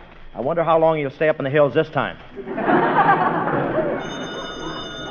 Hello, Hope's Dress and Hat Shop, Hollywood Patterns exclusively. Hello, Chief. This is your assistant, Professor Colonna. Expert buyer, salesman, designer, and cutter. Also telephone slugs, 3 for a nickel. Never mind that, Professor. Are you selling any dresses? Yes, boss. I am now measuring Venus de Milo for a dress. Venus de Milo? Yes. How can her old man let her run around like that? Now, stand still a minute, Venus, while I take your measurements. Length, 52. Waist, 18. Arms. Come, get them out of your pockets, kid. Don't you know Venus has no arms? No arms? Very interesting. Very interesting. Come here, Veen. Oh, take that! We learn something new every day, don't we?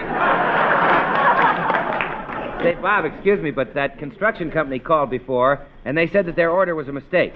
They wanted to buy some girders, not girdles. Well, gosh, Bill, how did they find out their mistake? Well, every time the wind blows, the 10th story does a two-way stretch. You know, Bob, I've been thinking we should have a big sale. All right, hand me the matches. Howard, hand them to me. Not again. We're still smoking from yesterday. I meant to tell you, Bob, the truck just brought in a new shipment of lingerie, and there seems to be a piece missing. One piece missing? How could that be? Well, I don't know, but that's the first time I ever saw a truck driver wearing lace panties. Bill, those weren't lace panties. The union makes them sit on a doily.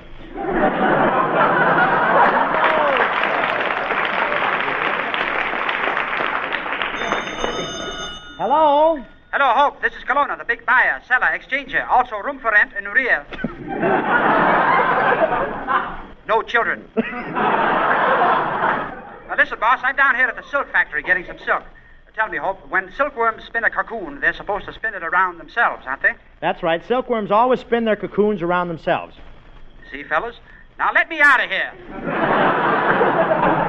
Professor Colonna, you can't make me believe you're in a cocoon. I just saw you going out to the park. Well, that's right, Hope. I'm out here at the park getting some furs. There's a little animal running around in the bushes. Well, grab it, Colonna. It's a chipmunk. Oh, no, Hope. I think it's a skunk. No, it isn't. Grab it. It's a chipmunk. Okay. Here, pussy. Wow! What's the matter, Colonna? If that's a chipmunk, it's got a wonderful defense program. Colonna, this is the last straw. Oh, well, you use it. I'll drink from the bottle. Say, Bill. Yeah? Tell me, how's business doing here? Bob, I'm a little worried. That queer contraption over there, is that a lady's hat or a malted milk machine? Where? Oh, I don't know. I'll see. I wonder what happens if I touch this.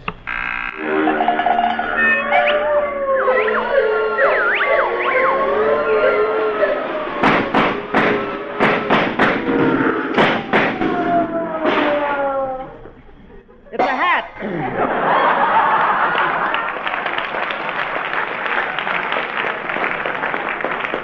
Must be one of Hopper's. Say, Bill, business ought to pick up in this dress shop since we hired those two new models to show off our dresses. Look, here they are over there. Let's eavesdrop something on them. Say, Brenda. What is it, Cobina? This is wonderful, us getting jobs here as models. Yeah. Gee, I hope my figure's all right for modeling. Cobina, honestly now, do you think I'm getting middle-aged spread? Spread? I'd say it was more of a migration. Cobina, turn around. Let me look at you. Oh, you got a shape like Landis. Carol Landis? No, Judge. Oh, yeah, I've got a nice shape. Now, really, don't you think I have an hourglass figure? Yeah, but it's about 45 minutes late. Listen, Smarty, you can't talk to me that way. My face has been on many a cover. Magazine or manhole? Listen, Brenda, I didn't like that crack. You've been acting awful snooty since the Gophers voted you Miss Buckteeth of 1941. Oh, you know, last night I dreamed that Clark Gable was chasing me all night. Oh, what a nightmare. Clark Gable's chasing you and you call that a nightmare? Sure, he couldn't catch me. Say, I was out with a fellow last night who appreciated me. And he admired my figure. Oh, gee, you should have heard the way he admired my figure. And then he popped the question. He popped the question? Yeah. But why should I fight Joe Louis? Oh, let's tend to business, Kobe. Do you like my new garters? Yeah, I love your new garters. And they sure hold your knees up. I'm laughing. What a smart gag. Well, what do you expect me to make up on the spur of the moment? After all, I'm not George Bernard Shaw. Well? Let me see your driver's license. You pretend like you're working here. Here comes the boss. Oh, hello, girls. Oh, hello, Bobsy. We were just modeling some of your new dresses. Don't I look attractive in this dress? Ooh, I bet I'll attract men like flies. Yes, because you'll attract twice as many flies. Yes, you will. Say, come on, let's get the store in order. I'm expecting Hedda Hopper. I'll call my assistant. Oh, Colonna. Honey.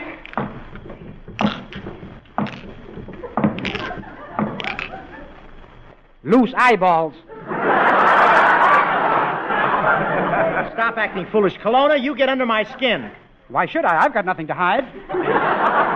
Shh, here comes Hedda now. Hello, Bob. Nice shop you have here. Oh, Hedda, this is Brenda and Cobina, the only two of their kind in the world. Really? I thought Adam had 4 sons.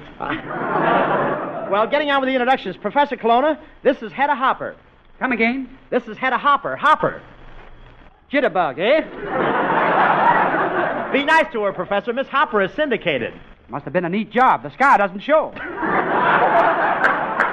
Say, Hedda, tell me, what do you think you can do for Brenda and Cobina? They want to attract men. Can you improve their looks? Well, Bob, looks don't matter so much when it comes to attracting a man. It's the approach that counts. Do you girls approach a man with savoir-faire?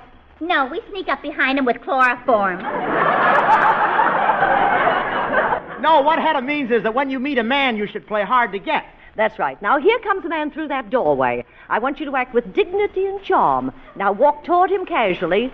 1, 2, 3, go!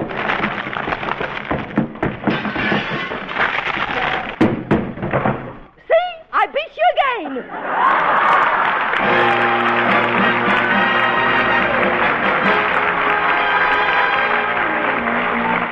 Next week, ladies and gentlemen, we'll be back at the same time. And with us as our guest will be Lola Lane, the same gang and Bob Hope. Thank you, Bill Goodman. Good night, ladies and gentlemen. This is Bill Goodman speaking for Pepsi. It's the National Broadcasting Company. And that wraps up our look back to the night 83 years ago, the Tuesday, April 15th, 1941, the Bob Hope Show. Some of the other shows that aired on that evening, including the Court of Missing Heirs. Also, Horace Heidt and his orchestra.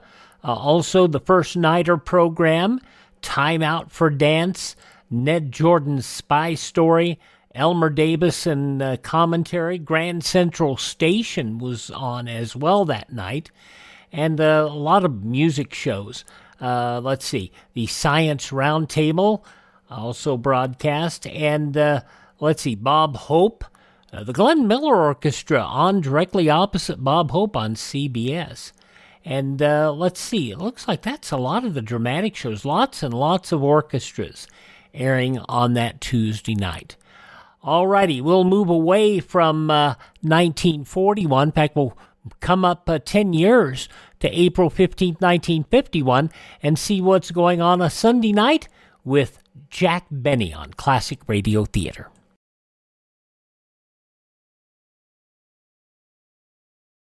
First aid training may someday mean the difference between life and death. Are you prepared?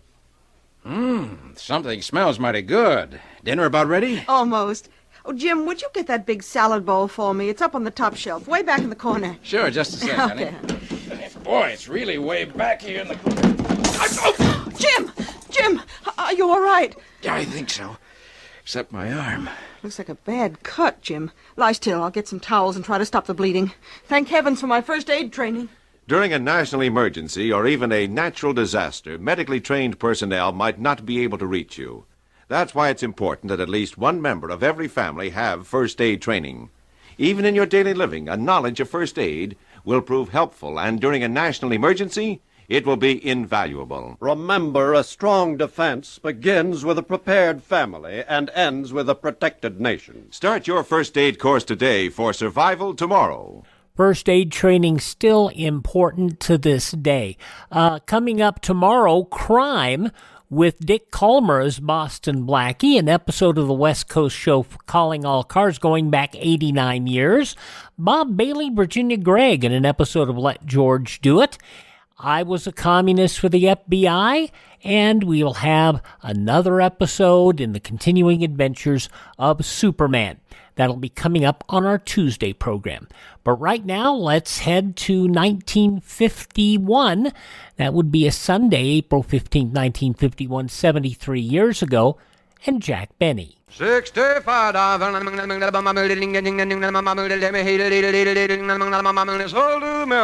The Jack Benny Program, presented by Lucky Strike. Be happy, go lucky, be happy, go lucky strike, be happy, go lucky strike today.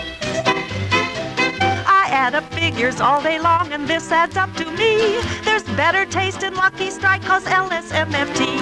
That's absolutely right. Lucky's taste better than any other cigarette. A racehorse jockey never knows just who will set the pace, but when it comes to tasting smokes, those Luckies win the race. Take this tip. Lucky's taste better than any other cigarette. Be happy, go lucky, be happy, go lucky strike, be happy, go lucky strike today. Friends, Lucky's taste better than any other cigarette, and we mean that. You see, Lucky's have a taste all of their own. It's perfect. Yes, Lucky's give you mildness, richness, and smoothness, everything you want for more smoking enjoyment. And the reason is fine tobacco. For fine tobacco and only fine tobacco always gives you a better tasting cigarette. And LSMFT, Lucky Strike, means fine tobacco. So light up a Lucky, and you'll agree with the millions of smokers who know Lucky's taste better than any other cigarette. Yes, for complete smoking enjoyment, be happy, go Lucky. Make your next carton Lucky Strike. Be happy, go lucky strike today. Remember, Lucky's taste better than any other cigarette.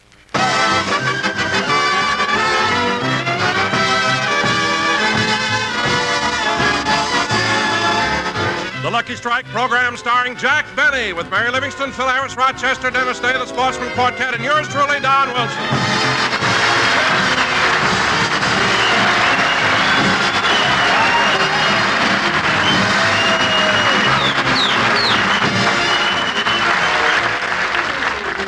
And now, ladies and gentlemen, let's go out to Jack Benny's house in Beverly Hills. On this beautiful day, we find Jack and the gang in the backyard practicing archery. Do I hold the bow like this, Jack? Yes, Mary. Now pull the string all the way back. That's it. Now take aim. Let go. Say! Hey, that was pretty good, Mary. Not bad. You know, you only missed the bullseye by 3 inches. Yeah, that's pretty good, Liv. Now it's my turn. Stand back a little, Mary. You too, Phil. Watch me hit the bullseye. Here I go.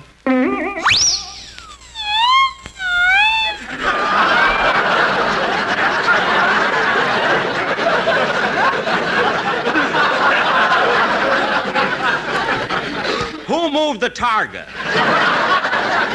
Nobody move 'em, target, Chief. You just stink 'em. Oh, stop. Now hand me another arrow, Mary. Here you are. Now stand aside, everybody. Here I go. Ow! Ow! Hey, what happened? The arrow fell out and he got his head caught in the bow. Well, if you kids would stop bothering me, I can hit that target at 100 yards. I'm an expert marksman. Some marksman, you have to put a bomb sight on your finger to dial the phone. Bomb sight. Now, if you'll cut out the talking, I'll show you that I can do it. Ready? Aim. Good luck, Mr. Benny. Dennis, be quiet. Now, everybody, be quiet. Quiet. Quiet. Yeah. Ready? Aim. Quiet! Dennis, please. Now, if everybody will shut up, I'll show you. Phil, get away from in front of that target. What, and get hit?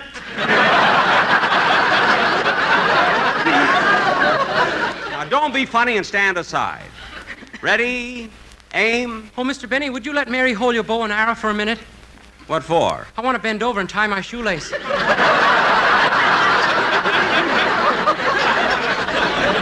Now, don't worry, I'm not aiming at you. Now, stand back, everybody, and give me room. Ready? Aim. Hi, everybody. Hey, little Donzo. Hi, Don. Nothing but interruptions. I'm trying to get a bullseye. You couldn't get a bullseye if you were Elsie the cow.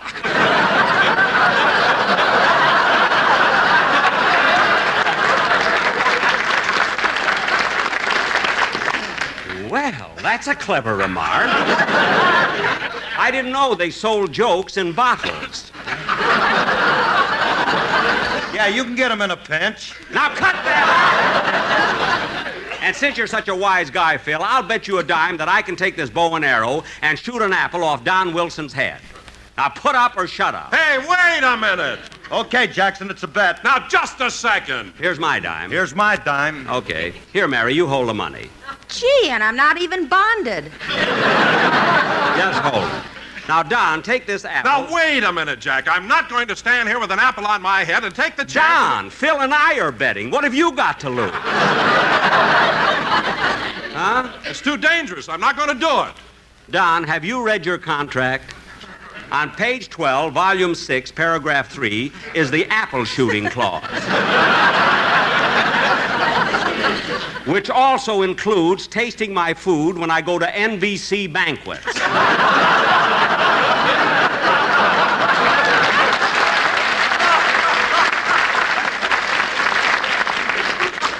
Now, Don, put that apple on your head and go stand by that tree. Oh, all right. Now, watch this, Phil.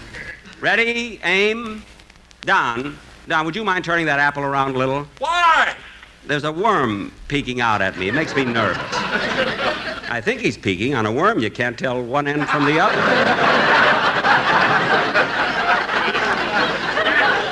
They had the same trouble with me when I was born.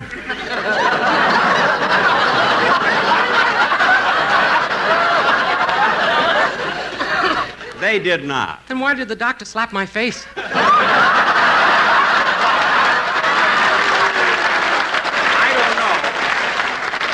I don't know, but I'm sure he had a good reason. Now, quiet, everybody. And, Don, stand perfectly still so the apple won't fall off your head. Jack, I'm not going to stand here. Don, put that apple back on. Oh, all right. And put it in the middle of your head. Don't try to look sporty. Okay, now, watch this, kids. Ready, aim. What happened? The arrow went right through a window in your house. Oh, my goodness. Rochester, where are you? I'm in here, boss, in the den. Well, thank heaven. Well, I'm calling you. Why don't you come out? I can't. I'm pinned to the wall.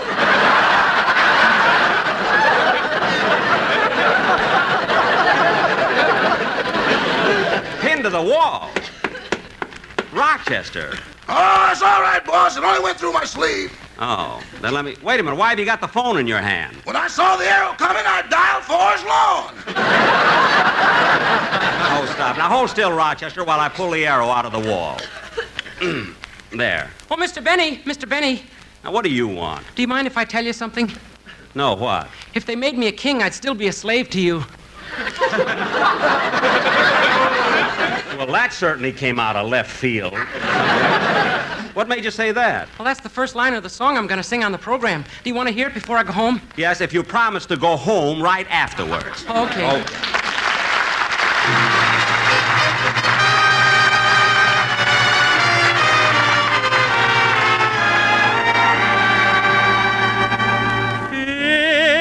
If they made me a king, I'd still be a slave to you. If I had everything, I'd still be a slave to you. If I ruled the night, stars and moon so bright, still I turn polite to you.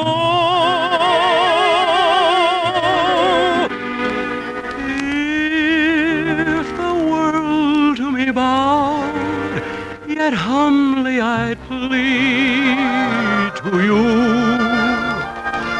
If my friends were a crowd, I'd turn in my knee to you. If I ruled the earth, what would life be worth? If I hadn't the right to you.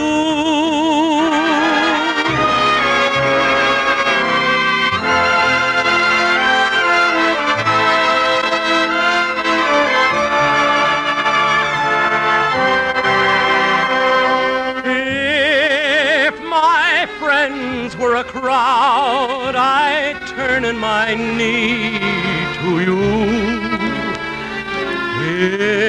If I ruled the earth, what would life be worth?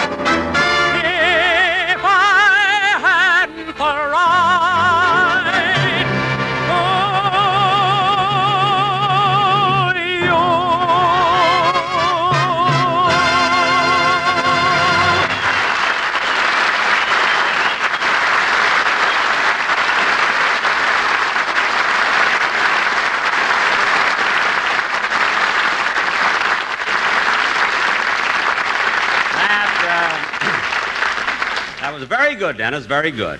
But when you do it on the show, I want you to be... Well, he kept his promise. He went home. Sometimes that... If that's Dennis again, I'm going to fire him. If they made me a king, I'd still be a... I better keep him. I'm a baritone.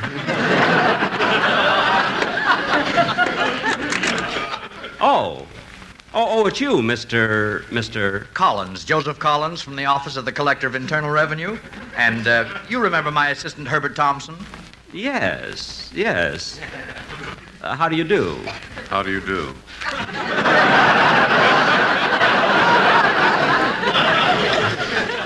Come right in, gentlemen. Sit down. Thank you. Thank you.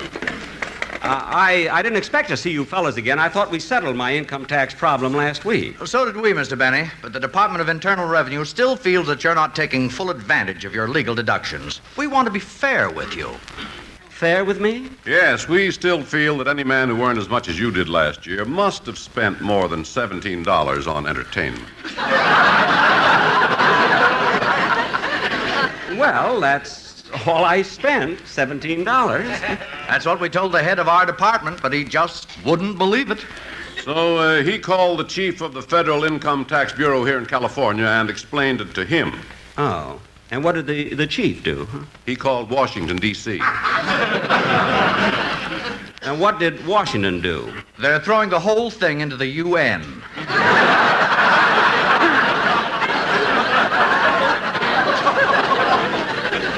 Gee, I never thought that I'd become an international issue here. Well, now, Mr. Benny, and please believe us, yours is such a unique case that we're very anxious to help you. I know. Well, now, you've listed an item here, taking Mr. and Mrs. Ronald Colman to the Mocambo, and you spent $3.90. I took Miss Livingston, too. And you only spent $3.90? Are you sure? Well, I can't remember spending any more. Well, perhaps if we talk to Mr. Colman, he might remember the incident. Well, he might recall something about it. I don't know. He lives right next door. Oh, good. We'll drop over to see him. Well, goodbye, Mr. Benny. Mr. Benny. Goodbye, gentlemen. It's unbelievable, Herb. Unbelievable. In all the years I've been with the Internal Revenue Department, I've never come across anything like this. Have you? Only once. I checked over a man's return, and for that year, he only spent $22 on entertainment. Was he in show business? No, he was a prisoner at San Quentin. Oh.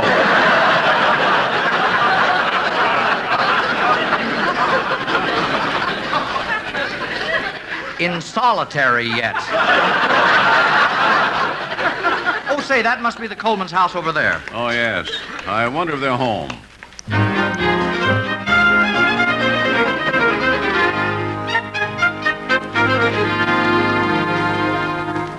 Shall I fill your cup again, Ronnie? Yes, please, Benita.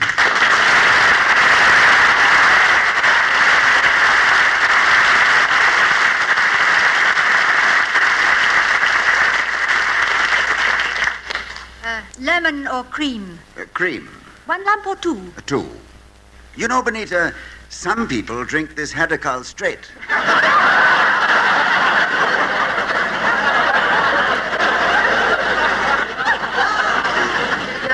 Ronnie, you'd better change clothes. We have to have dinner and the picture starts at... I'll see who it is. Now, where's my... Oh, here it is. Oh, Ronnie, why do you always take a pen along? They may not even want your autograph. Well, maybe you're right, darling. Coming. Yes? Are you Mr. Ronald Colman? Yes, I am. Well, we're from the Office of the Collector of Internal Revenue. Yipe!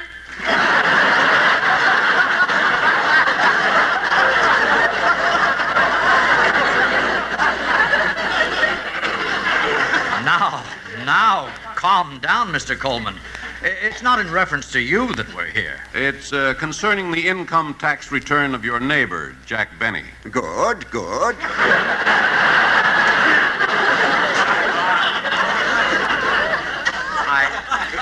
I'm afraid you don't understand. You see, last year Mr. Benny earned $375,000. $375,000? Yes, and according to his return, he spent $17 for entertainment. That much?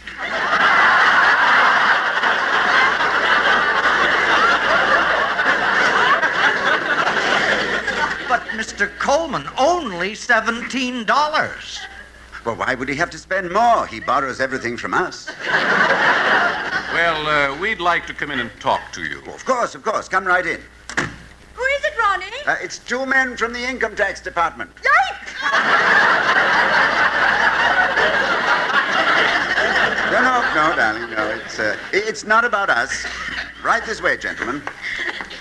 This is Mrs. Colman. Pleased to meet you. How do you do? I'm Joseph Collins, and this is my assistant, Herbert Thompson. How do you do? Now, when are you sending Mr. Benny to jail?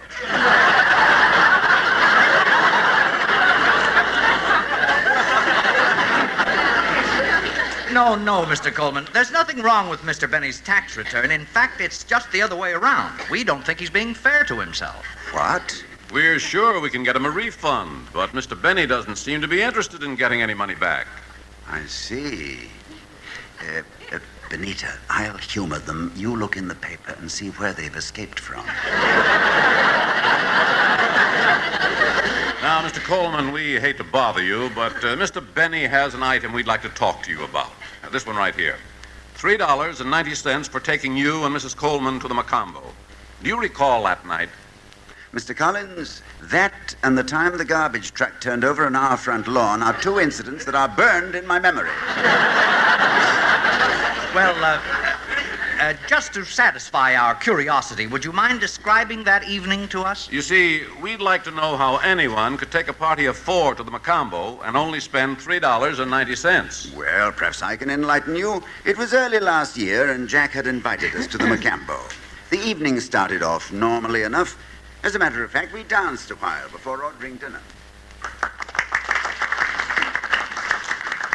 I enjoyed dancing with you, Ronnie. Oh, thank you, Mary, but the pleasure is mine. Here, let me help you with the chair. Gosh, Benita, it was wonderful dancing with you. Well, thank you, Jack. I never enjoyed waltzing so much. Yes. It's a shame the band was playing a rumba. Oh, I hadn't noticed. Well, there they go again. Would you care for another dance, Benita? Well, all right. Mary, would you like to dance again? No, thanks. I'm a little tired. I've been on my feet all day. On your feet? Yes, it's Saturday. I still help out at the May Company. All right, then we'll just sit here and talk. Say, Ronnie, do you mind if I ask you something personal? Personal? Yes, I keep hearing rumors that you don't like Jack too much. Well... Oh, I know he has his faults, but he means well. Well, maybe so, but why can't he mean well to somebody else? If it were Jack alone, it might not be so bad, but it's those ridiculous people that are on the show with you. What do you mean? Well, that Phil Harris person. It's amazing, the character he portrays on the radio. Does he carry on like that in real life? Shall we look under the table and see? Oh, come now, Mary. You're making that up. Yes, but the odds are in my favor. Maybe I just didn't guess the right table. But, he isn't a bad fellow. Gee, Benita, you really are a swell dancer. Well, maybe it's because I'm so fond of dancing. You must be. Whoops! Oh, I'm sorry, Benita. I didn't mean to step on your toe. Did it hurt? No. Thank heavens you're wearing tennis shoes.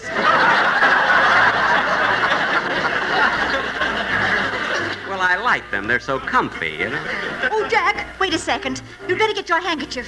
I accidentally smeared some lipstick on your lapel. Oh, that's all right. I'll wipe it off when we get to the table. No. If Ronnie sees it, he'll be terribly angry. Oh, I didn't know Ronnie was jealous. He's not, but it's his tuxedo. Oh, I thought Rochester returned it. Gee, this is a catchy tune. Hey, look. The night is young, the skies are clear. It's light a lucky, you like it, dear. It's delightful, it's delicious, it's lovely. LSM, MFT, LSMFT, that's for me. It's delightful, it's delicious, it's lovely. You can tell when you puff that a lucky strike will never be rough. Yes, sirree, you'll agree that luckies are mild.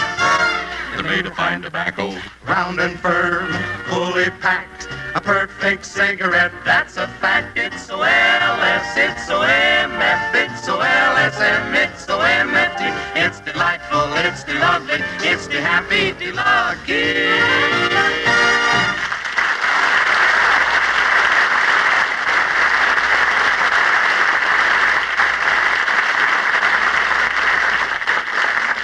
Well, here's our table, Benita. Did you enjoy the dance, Benita? Well, yes, it was, interesting. Here, Benita, let me pull your chair out for you. Whoops. Pulled it too far. Here, Benita, I'll help you up. Darling, did you hurt yourself? No, it's all right. Just a little accident. Jack, why don't you get us some menus? We want to order dinner. Certainly. Oh, waiter. Waiter.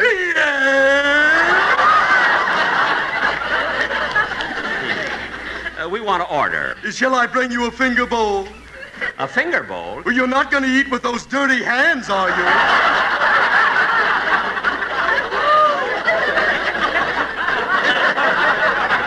Now, wait a minute. Why is it that I always have trouble with you? Every time I run into you, there's an argument. What have you got against me? Well, in the first... I'm asking him! Jack, forget it. Waiter, please give us a menu. Here you are. Thank you. Now, let's see. What are you going to have, Benita? I think I'll have, shrimp cocktail, roast beef rare, and a baked potato. Very good, madam. I think I'll have a Caesar salad, broiled lobster, and some broccoli. Yes, madam. I'll have some consommé, lamb chops, medium rare, and green peas. Yes, sir. Now, how about you, Arthur Murray?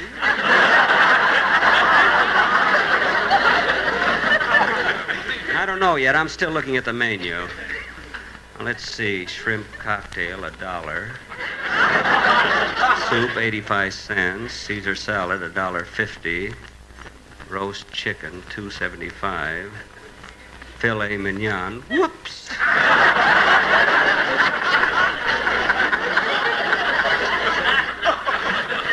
Oh, for heaven's sake, Jack, order something, anything. Well, all right. I'll have some oysters. Yes, sir. Half dozen or a dozen? A dozen. Fried or on the half shell? On the half shell. Blue Point or Olympia? Blue Point. Male or female? Wait, how can you tell if an oyster is male or female? We look at their driver's license. I knew you'd ask.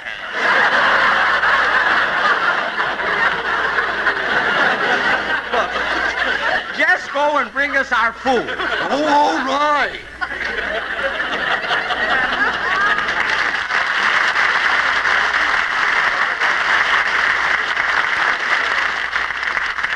By the way, Jack, you still haven't told us the reason for this little party. Well, this marks, Benita, the 19th anniversary of my first appearance on radio. Imagine, 19 years. Ah, how time flies. Well, it's certainly dragging its feet tonight. Yes. What? What'd you say, Ronnie? Jack, do you still enjoy doing radio? I mean, after all these years? Yes, Benita, very much. You know something, Jack? I've never told you this, but I heard the very first radio program you ever did. Gee, Ronnie, I didn't know you were such a fan of mine. You listened to the very first program I did? Yes. How have they been since then?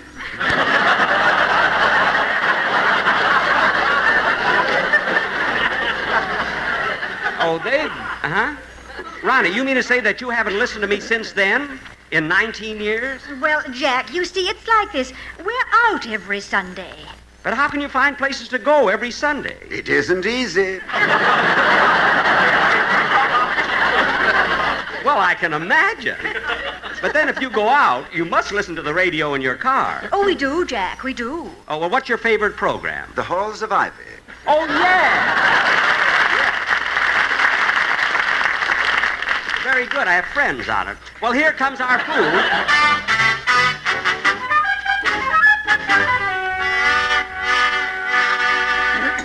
Would any of you like dessert with your coffee? Not me. Nothing for me, thanks. Well, I might as well get the check. No, wait a minute, Jack. I'd like to pay the check. No, Ronnie, I wouldn't think of letting you. After all, it's my party. Oh, I know, Jack, but I'd feel better if you let me pay. And I'm sure you would, too. No, Ronnie, I insist. I invited you, so it's my party. No, I tell you what, Jack. Let's split the check. Well, it's okay with me, Ronnie, but you think it would be fair to Mary and Benita? Mary, did you hear that? Why do you think I'm working Saturdays at the May Company? I heard you, Mary, and I'm taking the check. Oh, waiter, I want to pay the check. Yeah, I know. I heard you. Well, why don't you hand it to me? The photographer isn't ready yet. Now, that'll be enough out of you. You're better off paying more attention to your job. Some waiter. Look at the tablecloth and napkin. I've never seen such dirty linen. Will you do them for us, Wong Fu? That's beside the point. I've never seen such a rude, impertinent waiter in all my life. I've got a good mind. Don't you stamp your tennis shoes at me. Well, I've taken about all I intend to from you. I'm going to get satisfaction even if I have to take you out in the back alley and thrash you to within an inch of your life. Jack! Let me alone, Mary. I'm going to show this guy once and for all that he can't get away. And Mr. Colman, that was the evening you spent with Mr. Benny at the Mocambo? Unfortunately, yes. But with all the food you ordered, it must have amounted to quite a bit. Yes, it was about $40. I know, because I finally paid the check. Oh. Well, wait a minute. Well, how come Mr. Benny's deducting $3.90 on his income tax for that night? Well, that was for cleaning my tuxedo he was wearing. He got punched in the nose and knocked down. Who punched him? The waiter? No, Mary. She's a lovely girl.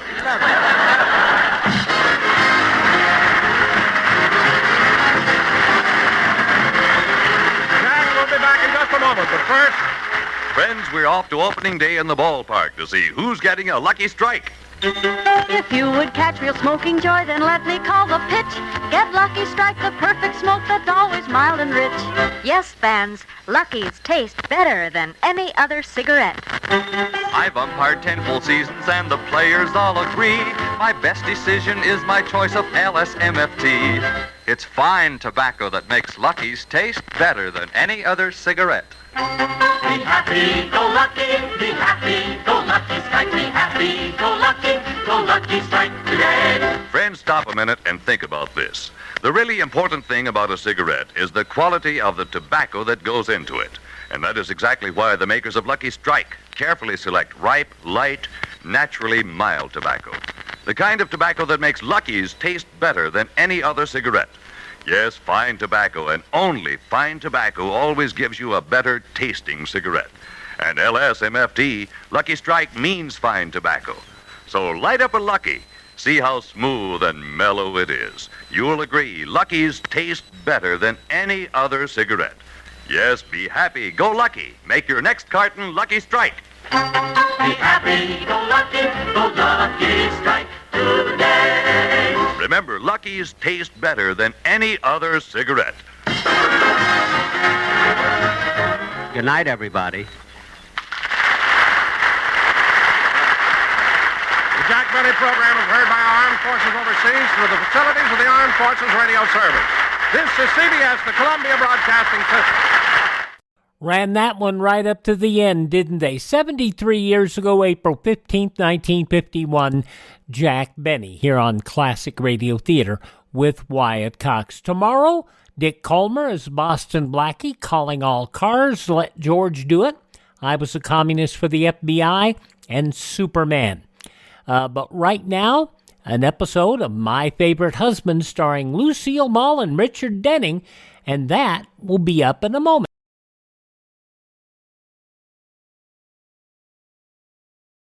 Survival in the nuclear age is your responsibility. Are you prepared? Tommy! Tommy, help me carry in these groceries. Oh, gosh, Mom, you're going to have a party? Man, look at all that food. Hands off, young man. That's our 2-week emergency food supply, and it's going right into the shelter. For 2 weeks following an enemy attack, you may have to survive without outside help.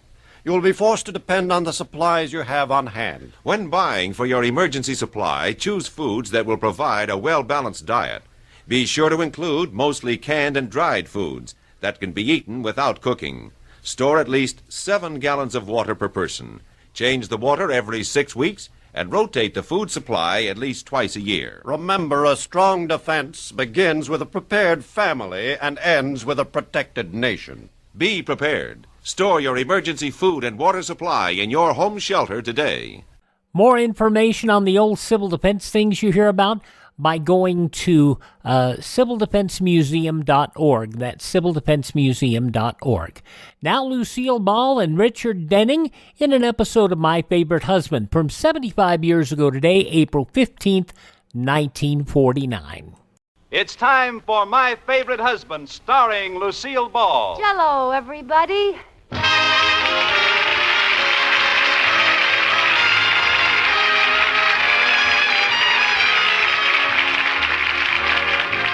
Yes, it's the new Gay Families series starring Lucille Ball with Richard Denning.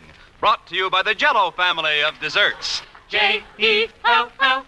Oh, the big red letters stand for the Jell-O family. Oh, the big red letters stand for the Jell-O family.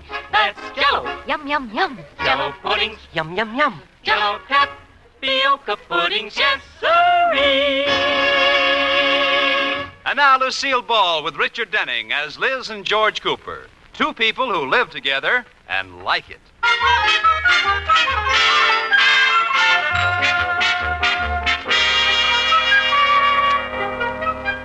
As we look in on the Coopers, we find Katie the maid serving Liz her breakfast. George is upstairs getting into his riding habit, as this is the day he meets with his weekly horseback riding club.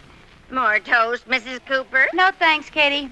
It's none of my business, I guess, but Mr. Cooper goes horseback riding every week.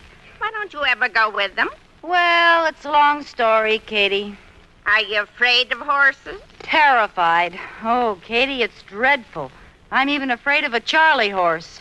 Why, Mrs. Cooper. Well, I have good reason. I took a terrible fall when I was a child. Did you get prone? Oh, it was awful. The horse didn't know what he was doing. He was jumping up and down and racing around and around, and finally I fell off. Was it serious? Serious. They had to stop the merry-go-round.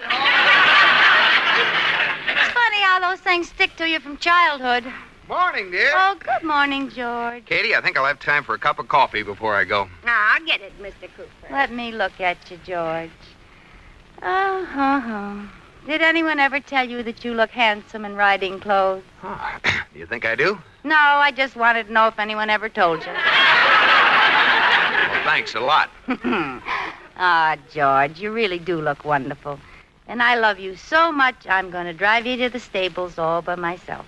Oh, well, thanks just the same, dear, but one of the club members is stopping by for me. Oh? Which one of the fellas is it? Bill Curry? Mike Masterson? No, Audrey Peters. Well, she's a nice fellow. Well, she's coming by so we can talk on the way out. Oh, well, that's interesting. What about? Didn't I tell you? Audrey and I are co-chairmen for the breakfast ride next weekend. No, you didn't tell me. What else haven't you told me? Nothing. Well, what do you mean? I thought maybe you were getting saddles marked his and hers. Why, Liz Cooper, you're jealous. Ha! I just don't see why you have to ride out with her. Why can't you talk business when you're on the horses? Oh, what difference does it make? Plenty. The horses can't run out of gas. Liz, you're just being silly. Go ahead. Spend your Saturday mornings with Miss Musclebound. Yeah. I only wish you were more of the athletic type. Why, George Cooper, you're sorry you married me. I am not.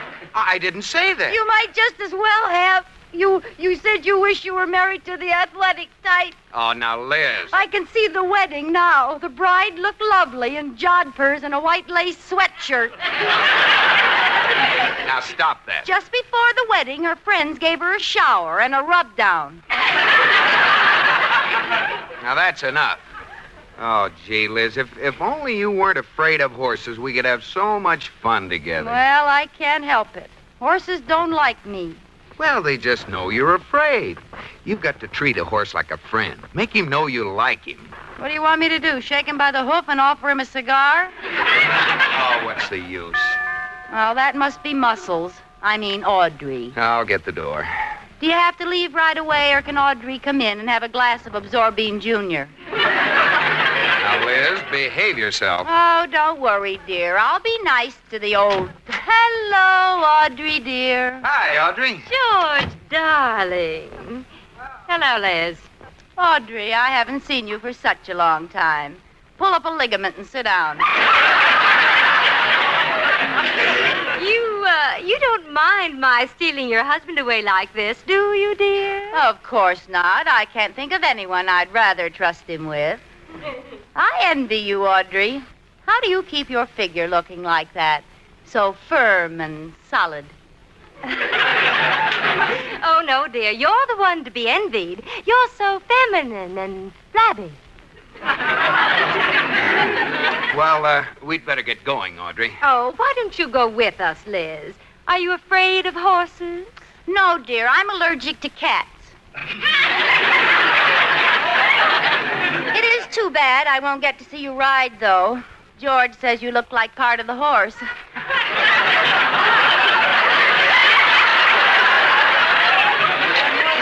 Really? I was telling Liz what a wonderful rider you are. Would you believe it, Liz? Audrey has been riding since she was a child, and she never lost her seat. Believe it, I can see it. Well, yoicks and away. What? He said yoicks and away. It's a horse riding term. Well, goodbye, Liz. Goodbye, you yoicks. Oh, and George, don't let the old nag throw you. The one at the stable, I mean. Katie, come here a minute. Oh, what is it, Mrs. Cooper? Katie, you are looking at a woman who is going to learn to ride a horse.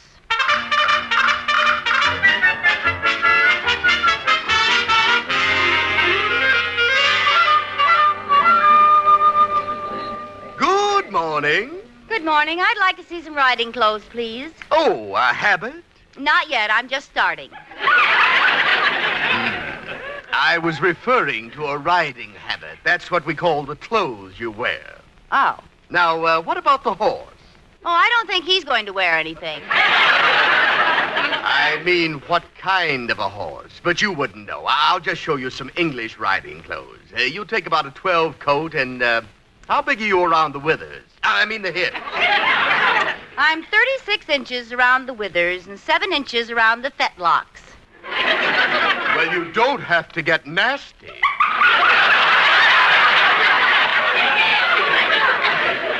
Sorry. Now, here's a pair of the latest things in riding breeches. They have a built-in pillow. Something tells me you'll need those in the beginning. Something tells me I'll need 'em more at the end. Very good, very good. Here's the coat. Now, how about the hat? A nice derby is smart. Oh, no, a derby's too fancy for me. A silk hat, perhaps? Very popular at horse shows this year. No, this is just an early morning ride before breakfast. Well, then how about a kimono and curler?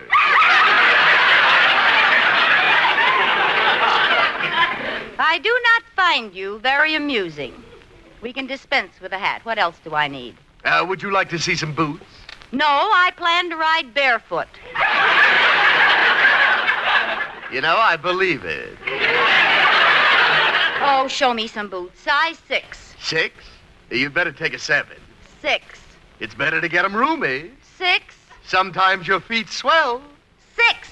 You'll be happier with a 7. I want boots, not boats. All right, but don't say I didn't warn you. Now, do you want to take these things with you? No, keep them here. I'll bring the horse down and ride him around the store.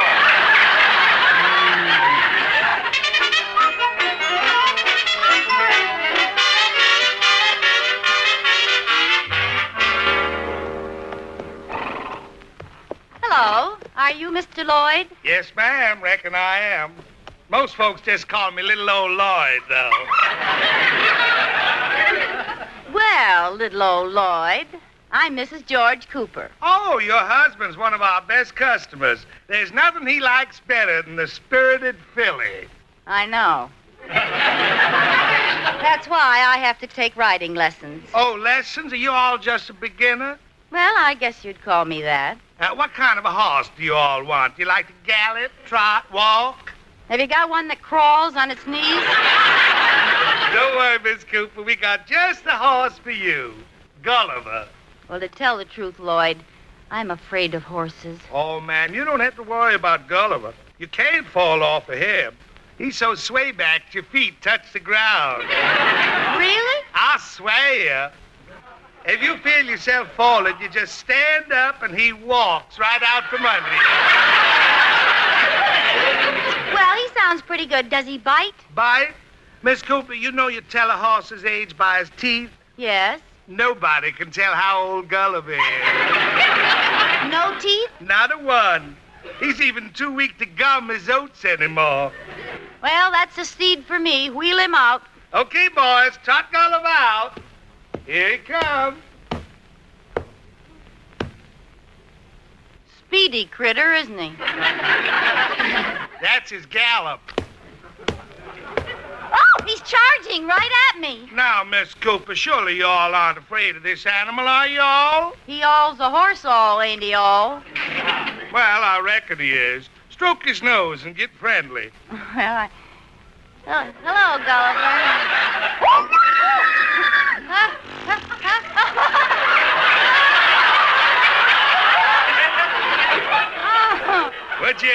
Would you like to get up on him, Miss Cooper? Well, I guess I might as well. I'll help you. No, thanks. I can get on by myself at least. But, Miss Cooper... Any fool can get on a horse.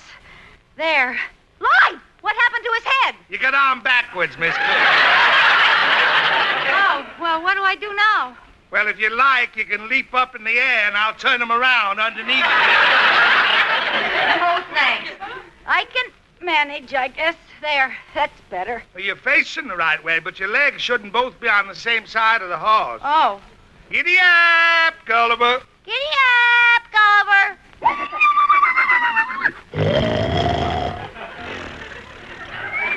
Doggone, he's asleep again. Come on, boy. We got to teach this lady how to ride. Yeah, come on, boy. Here we go. Now, see if you can walk him once around the ring without falling off.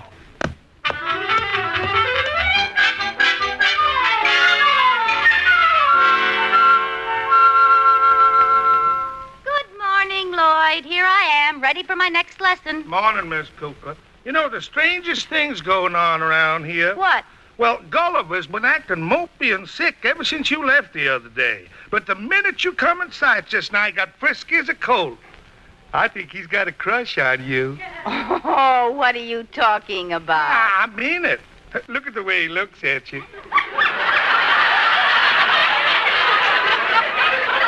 Gosh, I haven't seen a look like that since the first time George saw me in a bathing suit.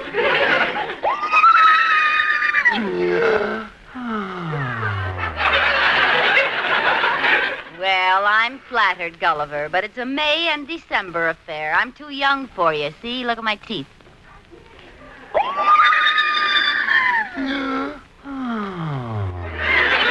Oh, well, don't take it so hard. I'll be a big sister to you. All right, Miss Cooper, up you go. Now, let's see. This is your second lesson, isn't it? Third. Tell me honestly, Lloyd, how am I doing? Real good. You're making progress. Really? Tell you what I want you to do today. What? See if you can walk him once around the ring without falling off.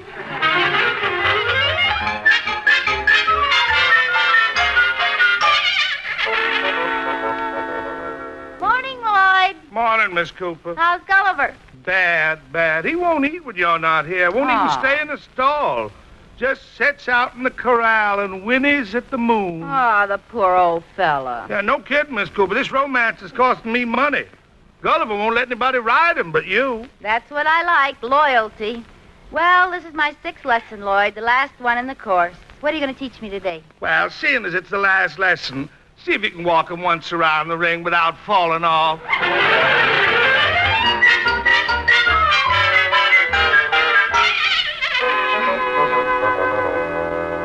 Well, Lloyd, here I am, all ready for my 12th lesson. Good. Now, today, Miss Cooper, I want you... Wait a minute. I know what you're going to say. I'll have you know I just got through walking once around the ring. Well, good for you. Now bring out Gulliver and I'll try it with a horse.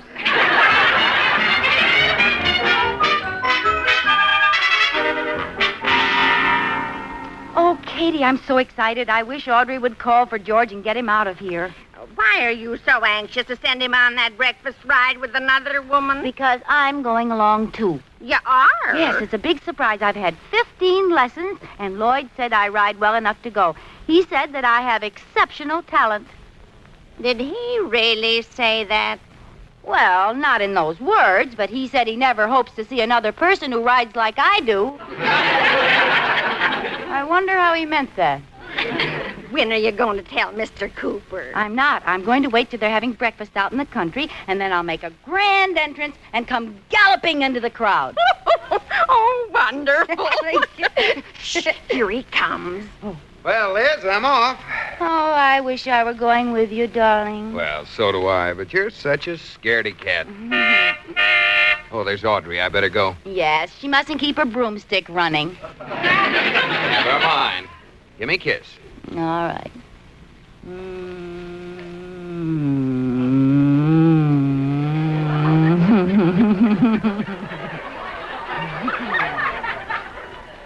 There. Now go on. Go to your breakfast ride. Do I have to? Well, goodbye, dear.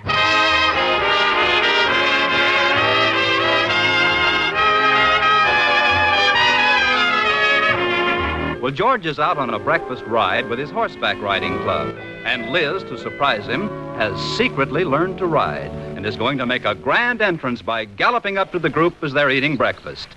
She and her instructor are approaching the spot now.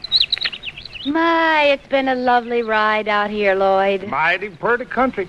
Well, I think we're close enough. I'll ride the rest of the way by myself. Let's get out of the car and let Gulliver out of the trailer. Yes, ma'am. I think you can make it from here. They're having breakfast about a half mile down that road. Well, I'm glad it isn't any further than that. I could never have ridden 10 miles like the rest of the group. You and Gulliver both. Come on, boy. Open those big blue eyes and get ready to tote this lady to her destination. Well, here goes. Oh, I can hardly wait to see George's face when I ride in. Good luck, Miss Cooper. Thanks. Goodbye, Lloyd. Hi-ho, Gulliver! Gulliver, hi-ho. Well, what happened? I'll give him a nudge. Hang on tight now. I am. That safety pin makes him move every time.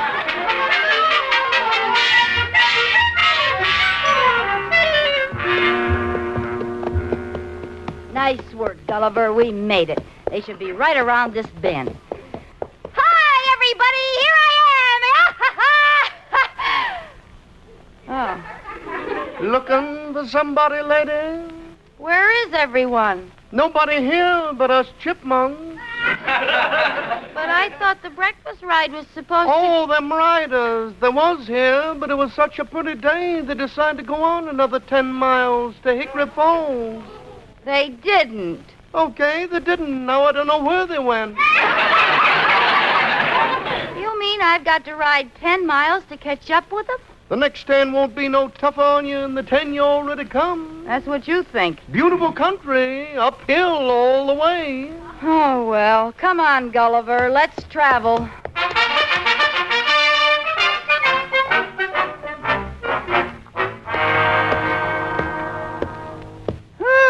Oh, we're finally here, Gulliver. I can't go another step.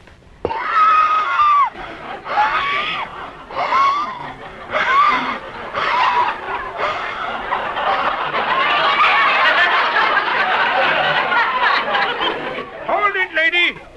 Don't get off in that horse. What? I said don't get off in that horse. What'll happen if and I get off in it? Same thing happened to them riders by here a while ago. Oh, now don't tell me they're not here either.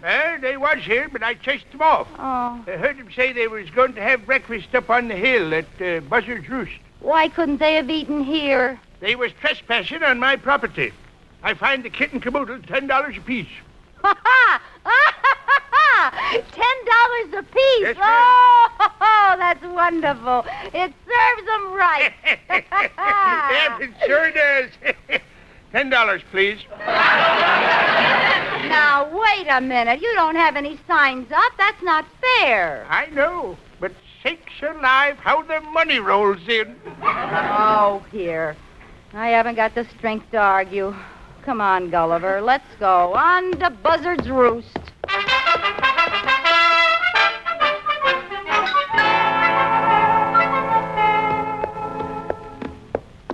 Whoa, Gulliver. Whoa. I think we're lost. Oh, there's a farmer. Hey, mister, where am I? Same place you was this morning, lady. Oh, no, not right back where I started from.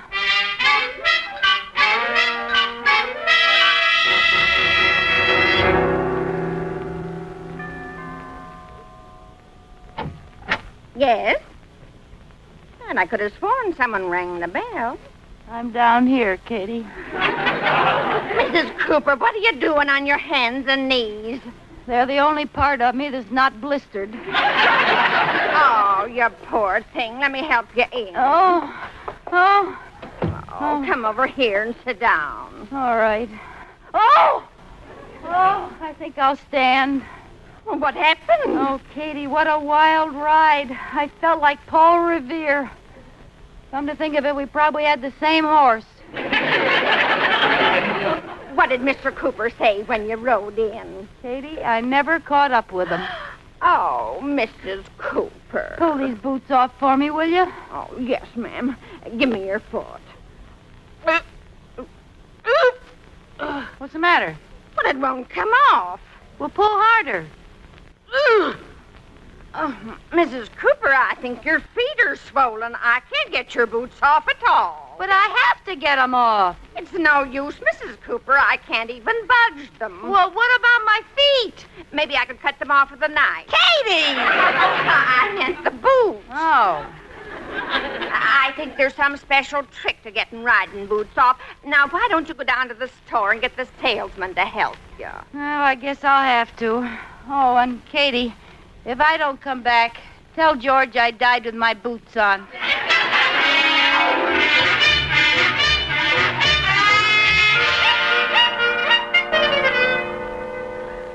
Well, Mrs. Cooper, good to see you again. How are the boots?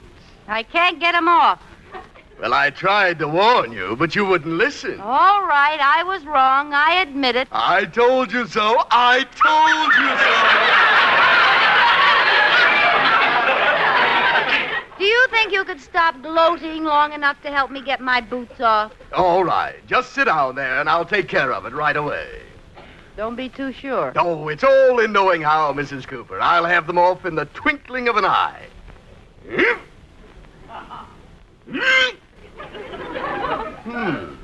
Twinkle, twinkle, little eye, how I wonder... Never mind. I'll get these boots off. No boots are going to make a fool out of me. Wait a minute, my knee doesn't bend upward. I know what we'll do. I'll turn my back on you. Well, that ought to fix everything. I will turn my back and grasp one boot with my hands between my knees. You take your other boot and push on my back. Then I take the ball and run around left end for a touchdown. You want these boots off or not? Well, must we do it right here in front of the window? Yes. Now give me your foot. Now I'll pull and you push. Okay.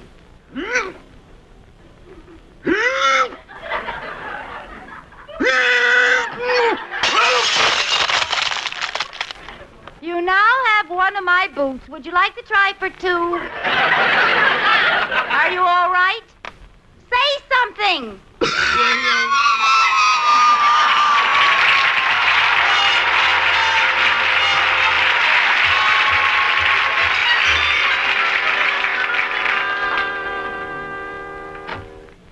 Is that you, Mrs. Cooper? Yes, Katie. Did you get the boots off? Yes, look how swollen my feet are. My legs look like two thermometers. Is Mr. Cooper home yet? No. That's funny. I wonder what's keeping him so late. Maybe Miss Biceps threw a shoe. And I'll get you a pan of hot water for your feet. Thank you, Katie. Hi, honey. Hello, George. Boy, what a day this has been. Amen. What took you so long? Well, I would have been home sooner, but I had to take Audrey to the doctor's. A horse threw her. Well, the great Audrey got thrown. Yeah, the funny part of it was she just got on him for a gag. Some old broken-down horse with a sway back and all. No! Oh, no! His name wasn't Gulliver. How did you know? Oh, that's wonderful. I'll have to send over a nice bouquet of flowers. Oh, Audrey will appreciate that. Who said anything about Audrey? I'm going to send them for the horse.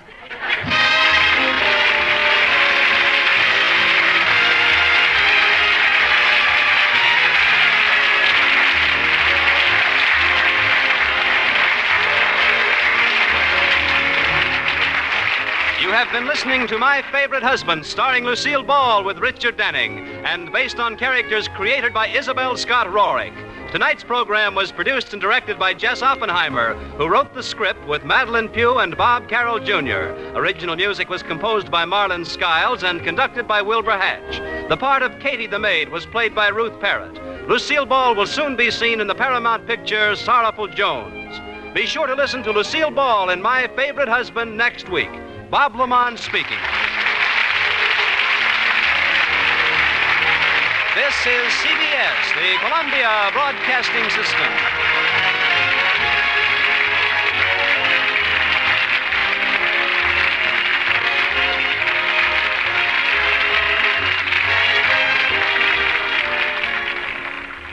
From 75 years ago, April 15th, 1949, Lucille Ball in My Favorite Husband, here on Classic Radio Theater with Wyatt Cox. Visit our webpage at classicradio.stream. Thanks to Robert for buying us some copies, which we immediately turned around and did a little promotion for the program on the Book of Faces to try to remind some people we're still out here. Interestingly enough, a lot of radio stations, we aired in a lot of areas, and we're not seeing many people who listen to our show in those areas. So we're going back and trying to promote ourselves to those areas. So, but our webpage, classicradio.stream, classicradio.stream. Coming up next, let's check in with David and Claudia.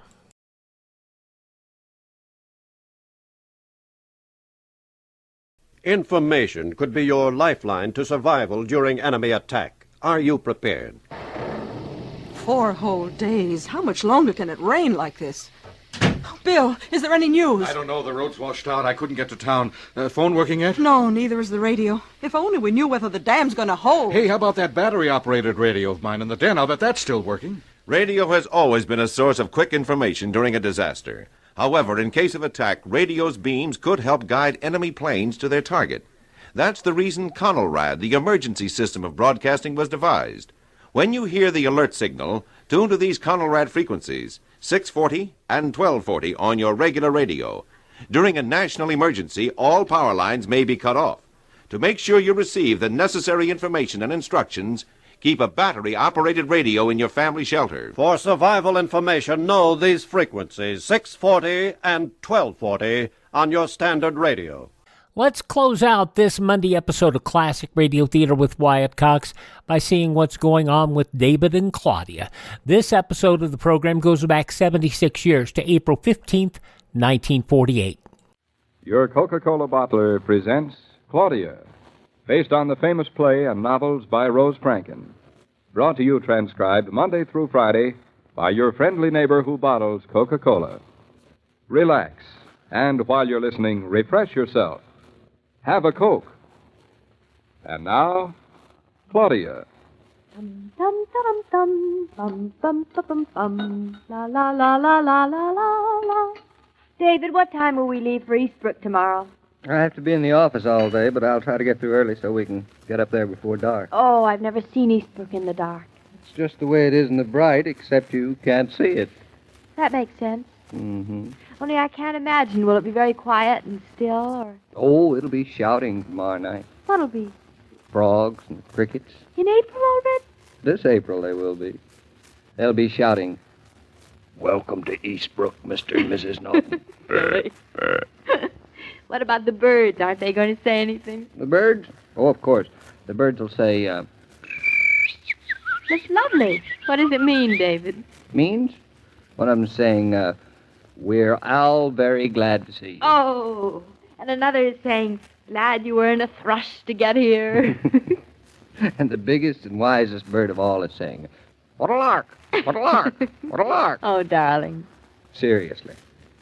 Now that the time's come, how do you feel about it? Well, it's sort of going to be like beginning all over again, isn't it? And I've never hoed a field before, or milked a cow, or... What other animals are we going to have? Chickens? Oh, of course. Pigs? Sows. Sows what? A sow, Mrs. Norton, is a female pig. It is? Mm-hmm. I mean, she is? Mm-hmm. What do you know? Say, David, you know animals are amazing. There's a female for every kind. What's so amazing about that? I mean, the name is different. A cow and a bull, a hen and a rooster, a sow and a pig. A boar? Who's a boar? The male pig. He is why? That's what he's called. Well, that's not very nice. Does the sow think he's a boar, too? You'll have to ask her. I will. Darling, before you do, he spelled B-O-A-R, not B-O-R-E. Oh, why didn't you say so? I just did. Then there's a mare and a horse. Stallion. Stallion? What's a stallion? A male horse. You see what I mean? I thought he was just a horse. It's much more complicated than people. We're only men and women. And boys and girls and spinsters and bachelors and aunts. Well, and uncles. somehow it's not as complicated. Ask any horse. He'll tell you it's much more complicated. Nope, he'll say nay, nay. Ooh. And now and then I fear me that nature is going to have a terrible influence on you. Well, we'll soon find out. And from now on, I'm going to look ahead, never back. Darling, you're not afraid to look back, are you? That's the phone. Saved by the bell. Who do you suppose? Mama. That's my line. Besides, it isn't. She's too busy packing to call her. David, you were sweet to convince her to come with us. I am as sweet as sugar. Hello? Yes, this is Mrs. Norton. Who'd you say? Mrs. Lansing. Oh, you mean Patricia Lansing's mother? Well, hello. Who's Patricia Lansing? She was in dramatic school with me. Tonight? At the Circle Theater. What about the Circle Theater? Well, that's wonderful. I didn't know she was in a play. Patricia's at the Circle Theater tonight? And there are 2 tickets for us at the box office. Well, that's very sweet of you, but Take them. But I don't think I want to go. Of course you do, darling. You know you love the theater, the opening nights especially. Well, hello, Mrs. Lansing. I guess we can go after all. They'll be in the box office in our name. Well, thank you. Oh, yes, of course we'll see you backstage afterwards. Goodbye. Oh, and wish Pat good luck for me, would you? Pat has the ingenue lead in Strange Harbor opening tonight.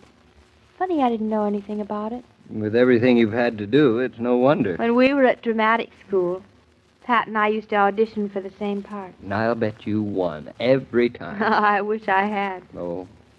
Well, darling, if we're going to make the curtain, we'd better hurry. Yeah, I suppose we had. We have about 25 minutes to get there. We have to dress. That doesn't leave us much time. This was the last thing on earth I expected tonight. I thought you and I would just... I think it's a perfect way of celebrating our last evening in New York. Because an opening night in New York, well, it's New York at its best.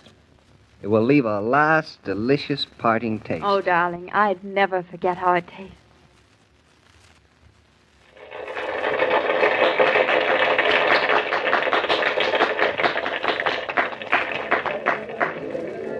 Well, that was a pretty exciting play, don't you think? David, is there anything as exciting as when the lights dim and the audience quiet, the curtain goes up? I could feel the blood pounding in my ears. If it had been me instead of Pat, I would have been so nervous I just could never have gotten from the wings onto the stage. Oh, you'd have made it. No, I wouldn't have. Well, we're out of the mob anyway. Now, how do we get to the backstage entrance? You want to go backstage? Don't you? Oh, I don't think so. Why not? It's the least we can do after Pat's given us the tickets. Well, I'll write her a note in the morning. Unless you really Didn't want... you know I was a frustrated stage door Johnny? I knew. Maybe that's why you married me. You stole me right out of dramatic school, remember? And what the theater lost, I gained. I shouldn't think the theater would ever forgive me. The theater doesn't even know the difference. Poor thing. I remember we rehearsed a play here once. The stage is very deep, and the dressing rooms are lovely. I love backstage. Oh, so do I. I think it's the most exciting place in the world. Oh, David, there'll be mobs, and Pat won't really know whether we've come back or not. I suppose she'll go to Hollywood. Funny, when we were at dramatic school together, we used to kid about it. And we were going to be roommates. Now I'm your roommate, so I wish you wouldn't look so sad about it. I'm glad. Now, here we are. Come in, whoever you are. I'm just changing, but you can come in. It's only us, Pat. We came to... Oh, Claudia, you darling. I'm so glad you came back. Pat, this is my husband, David Norton. Oh, Mr. Norton. Or may I call you David? Hello. David, by all means. And you were wonderful tonight. You were just wonderful. Oh, was I? I was scared to death. I thought I'd lose my voice and forget all my lines, but once I got on the stage, it was as though I'd always been there. I really thought you were excellent, Pat. It was a very strong part to start out on, wasn't it? Just one of those lucky things. The girl I had got sick in Boston, so I got the part. Well, you certainly deserved it. Well, I never expected to be able to do it, but, well, I had the most wonderful director. You know, Claudia, the day I read the part for the first time, I said to myself, this would be just perfect for Claudia Brown. Oh, don't be silly. I never could have done it. You always used to beat me to the leads in dramatic school, remember? Oh, the producer's giving a big party in about a half hour. Would you like to come? Oh, we'd love to, but we couldn't, Pat. We're moving to the country tomorrow, and we better go now, hadn't we, David? Yeah. Goodbye, Pat. Goodbye, Pat. Lots of luck. And thanks millions for the ticket. Oh, it's been such a rush, but I remembered this afternoon, and I just felt you had to be here, Claudia. Goodbye, darling. Goodbye.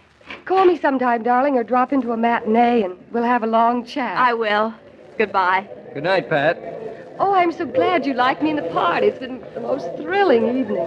I just thought I'd die when the curtain went up. She hasn't changed at all. No? What did you expect? I don't know just what I did expect. I just thought that when a person had an opening night playing the ingenue lead in a play that's going to be a hit, that all of a sudden you look different and act different and just are different. That's also what people who aren't married think happens to people who get married. Here we are. Be careful that step, darling. Yeah. Well, David, was she very beautiful? I'll let you know a little secret. I like you better. You do? But wouldn't you like me better if I were glamorous and going to be a big success, a Broadway star? Darling, I wouldn't like you better. Maybe even not as well. Pat was a big hit, wasn't she? Oh, I dare say she'll be off to Hollywood before I get the summer corn planted. That's a funny comparison. Or is it? So much can happen overnight. Overnight, Pat's become a star. And overnight, we're moving to a farm in Eastbrook, Connecticut. Would you like to trade places? Oh, I couldn't possibly have played that part tonight. Pat seemed to think you could have. Maybe once, but not anymore. I just don't think I could act anymore. It doesn't matter. I don't have to think about it anymore either. Only what? Only nothing. Oh, I like walking in New York at night. You know, darling, I feel just the way you do. How do you feel? Do you think I'm not going to miss New York at night? All the lights. Look at them. Broadway. All the excitement and crowds.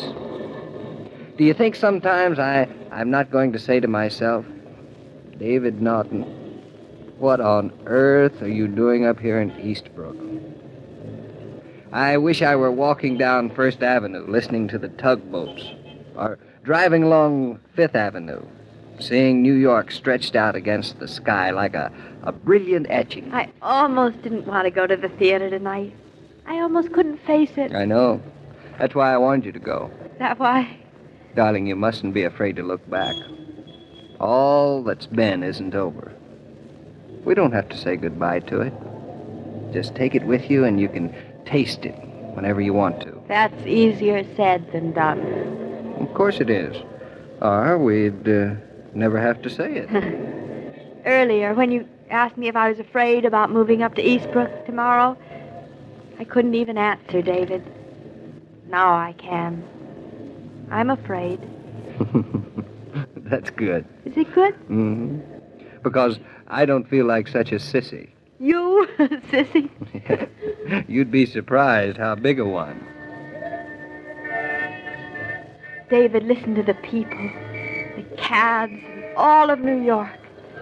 Tomorrow all we'll be hearing are frogs and crickets and birds. David, I wouldn't trade places with Pat for the world.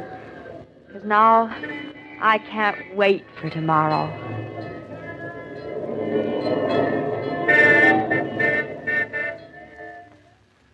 Many years have passed since the friendly greeting, "Have a Coke," was first exchanged.